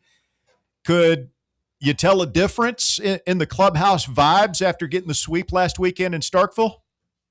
Yeah, there's no doubt about it. And in this deal, you can't be winning, as we all know. So just to go down there and our guys to finish some tough ball games that were close late and got some great pitching performances and some really good defense from our guys. And then you throw in some timely hitting too and some good presence late in games. It was a really good little test for our guys. And we talked to them today about, hey, we're at the halfway point and seen a little bit of everything now. But in this league, it's always about what you do next. So I know our guys are excited for the challenge this weekend because the Mississippi team rolling in is very talented. Coach, thanks for joining us. Yeah, we were talking with someone who covers Ole Miss earlier in the show, and they've weathered some storms themselves this season so far, and they were saying that Coach Bianco, was basically attributing a lot of maybe their turn because they won the series against Florida a couple weekends ago and then swept LSU this past weekend. And said some of it's because of the resiliency of the leadership in the clubhouse, the seniors. It's an older team, right? A mature team. Does that factor into how you just prepare for these guys? Obviously, they're talented, but also they're a little more battle tested than maybe some of the teams you see.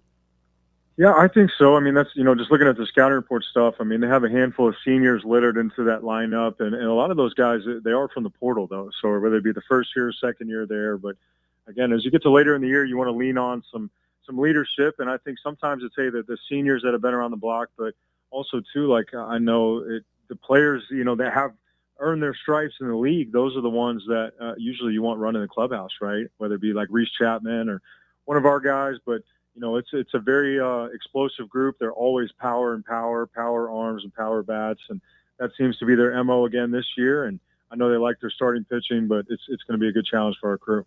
Josh Elander with us this afternoon here on Fan Run Radio. Coach, where do you feel like your team has grown the most so far this season?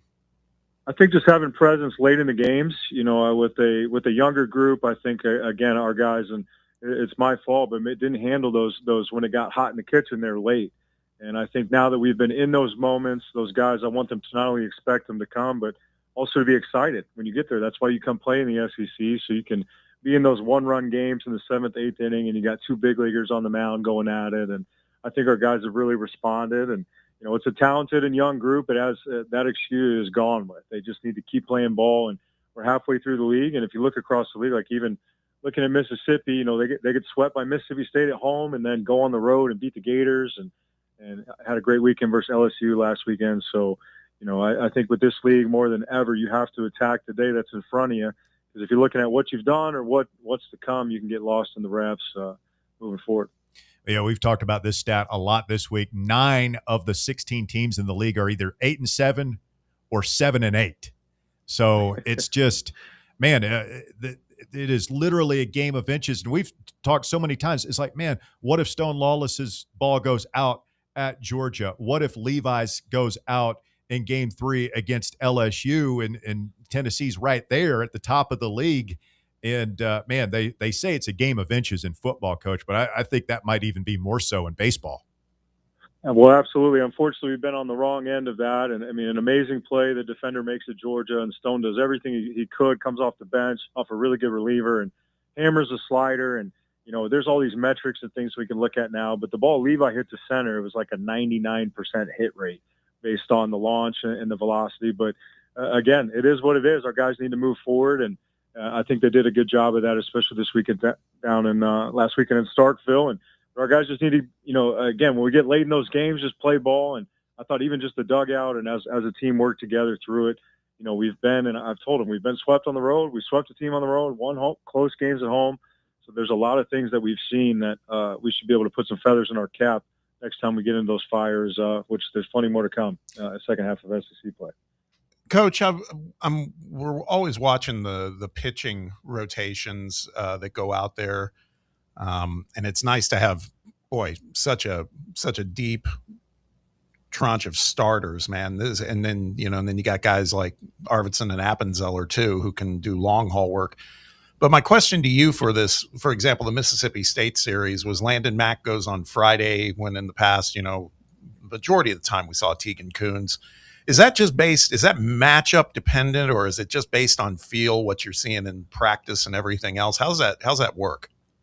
Sure. No, that's a great question. It's a multitude of things, and you have to look at matchups, whether it be, hey, how many left-handed hitters are these guys going to stack, or righties? And we've seen, looking at hitters and other pitchers in the league, there's been a little bit of reverse splits, meaning like Reese Chapman's a good example. He's hitting left-handed pitcher better than he is right-handed pitching, right? So there's a lot of different things that go into there, but when you're not having good mojo and not winning on Friday night, that was the simplicity of that decision. And Tegan did a good job. We pulled him out of the rotation because we wanted him to be able to make some adjustments, and he responded like a champ and a pro. And I think he gives us stability in the middle of the weekend. And comboing him up with Garrett Wright behind the dish, the way he throws the ball, he's being quicker to the plate. It's limiting some of those 90 feet.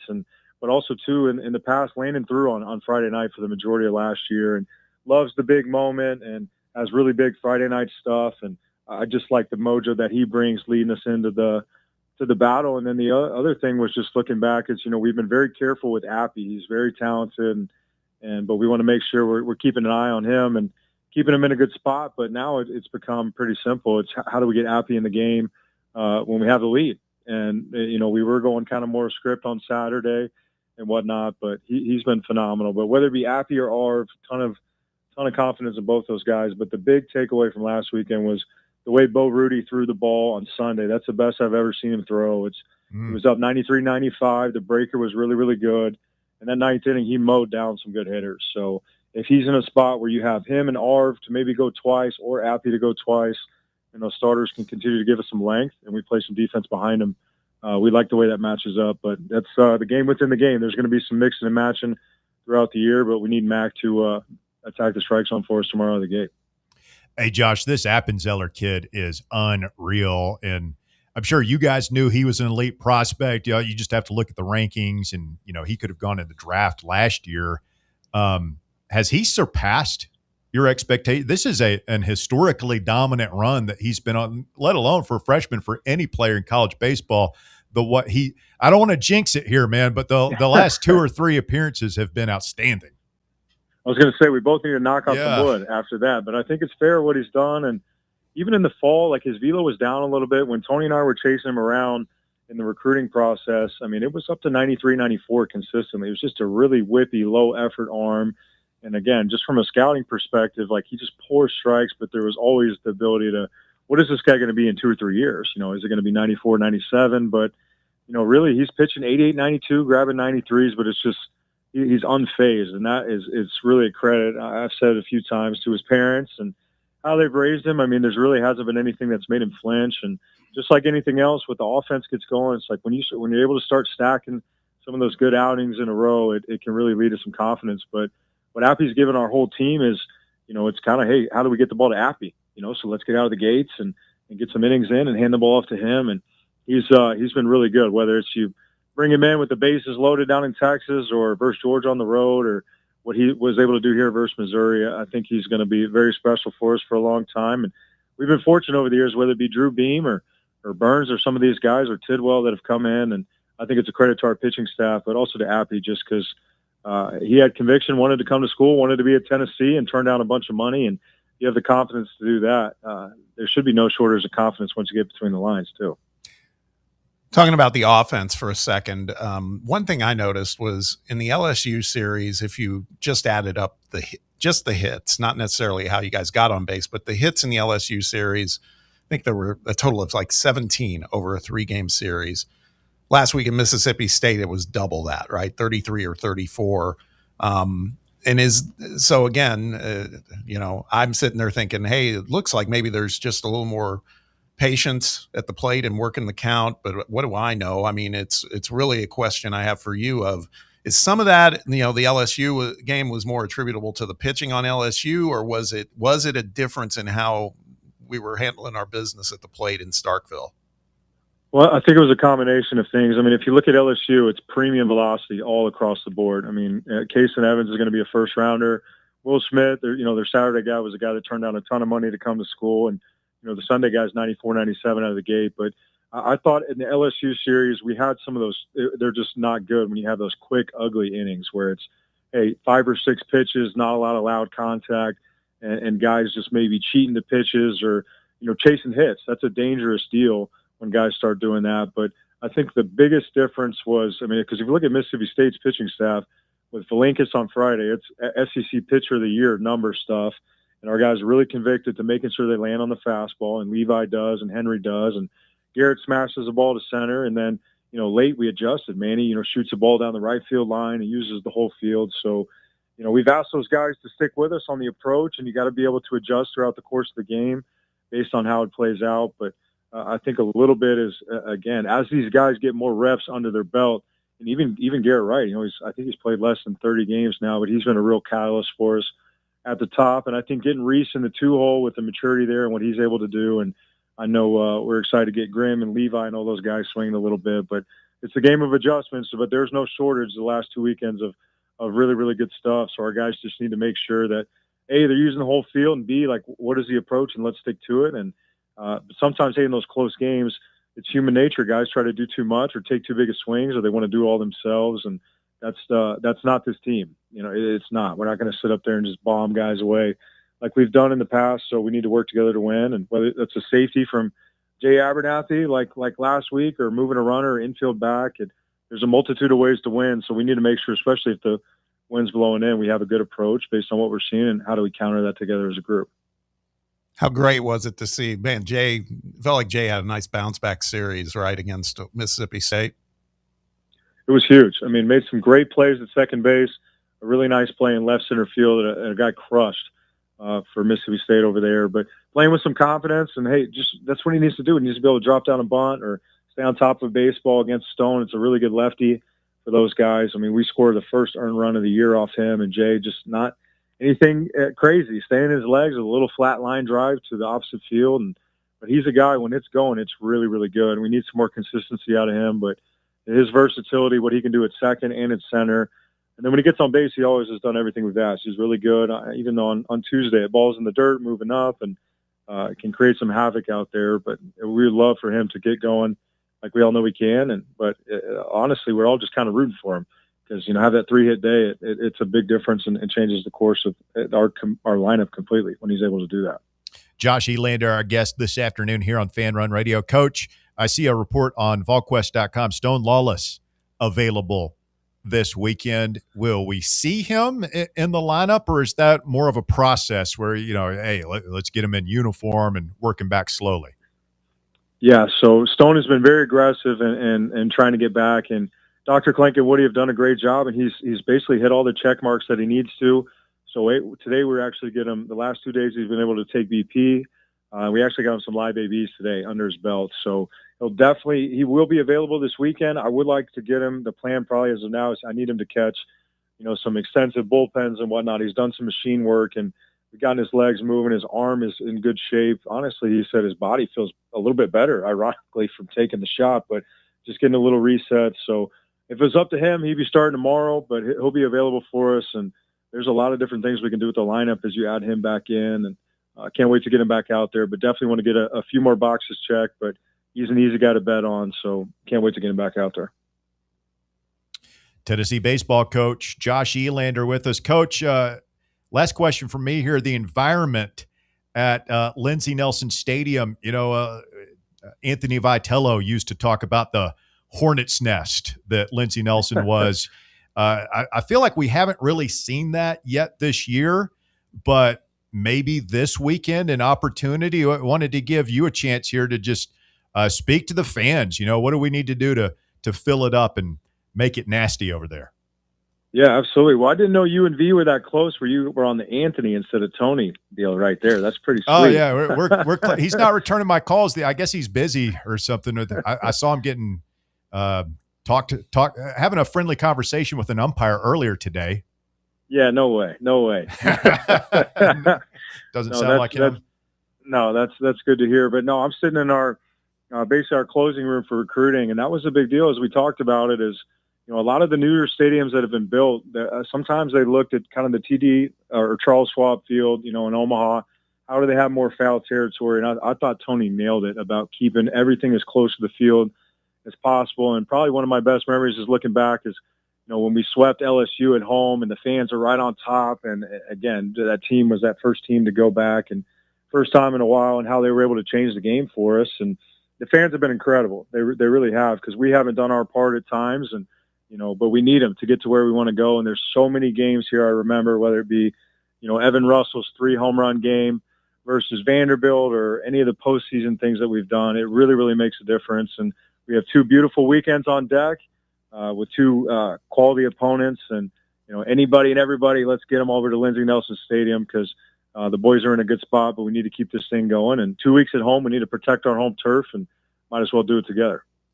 There you go. Fired up. Yes. Yeah, man, it's going to be a wild weekend over at Lindsey Nelson. Coach, really appreciate the time as always, my friend. And we'll see if we can go out there and take care of the Rebels this weekend. Yes, sir. No, let's get it done. I appreciate you guys having me on, and have a great rest of the week. Thank you, Josh. Josh Elander, Tennessee baseball coach there on the program, and some pretty interesting stuff there, just talking about the late in games. So many of these games have been one-run games, late lead, going back and forth, and one bad play. Well, I just feel like that the win Friday night last week was, that was 6-5, and Appenzeller just hanging on by starting to show some cracks in the seams there, but somehow able to land the plane, and you win that one-run game, and then you go out, you win 6-2 the next day, 7-2 on Sunday. So, you got to learn how to win. Put that distance in there in the ninth inning of the last game too. It was only 4-2 going into the ninth, and we got 3 more runs. That was nice to see. Yeah. Hey, real quick. 24/7 Sports has put in a crystal ball prediction for Amari Evans to commit to Texas. Hook 'em horns. Stays in orange and white. Yeah, going back to Rick Barnes' roots. Interesting. Good spot for They him. played up here last year, so I guess we'd see him down there. Yeah, it is a good spot for him, Bear.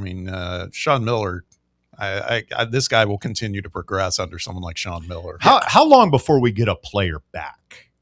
Because we see it Aberdeen going back to Florida, Michie Johnson famously shuffling between Ohio State and South Carolina.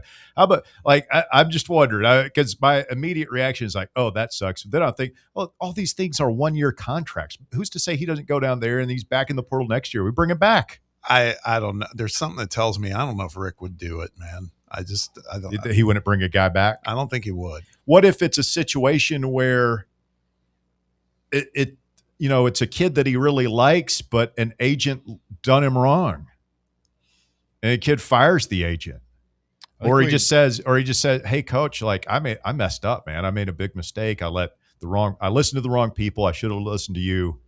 It's exactly by the way, it's exactly what happened with Troy Henderson. I mean, they came back kind of begging to get back hat in. in hand. The dad came in. Yeah. So, I mean, it happens. It does. But I don't know, man. There's something that tells me that. I think there's been some kids, though, Bob, that he's would have rather kept. Sure. I think famously BJ's one of them. Oh, speaking of BJ. Oh. Where did you see that? Who sent us that? Oh, it was our friend Tucker Harlan. Wanted to pass this along to Bear. Chris Washington, the first player from the state of Tennessee to commit to the Vols as a high school recruit since BJ Edwards? BJ Edwards. There we go. Yeah, that's not. I don't think that's accurate. Who else? Tamba. I think he committed after BJ, didn't he? I don't know. He was an early enrollee. And Keon Johnson predated Edwards, right? Oh, yeah. Keon, that was 5-6 years ago. It was 21, yeah, about 5 years ago. All right, good stuff. Thank you to Josh Elander for stopping by. Thank you to Brad Logan. Thank you, Isaac Trotter. Great show this afternoon. Tomorrow, we will be getting ready for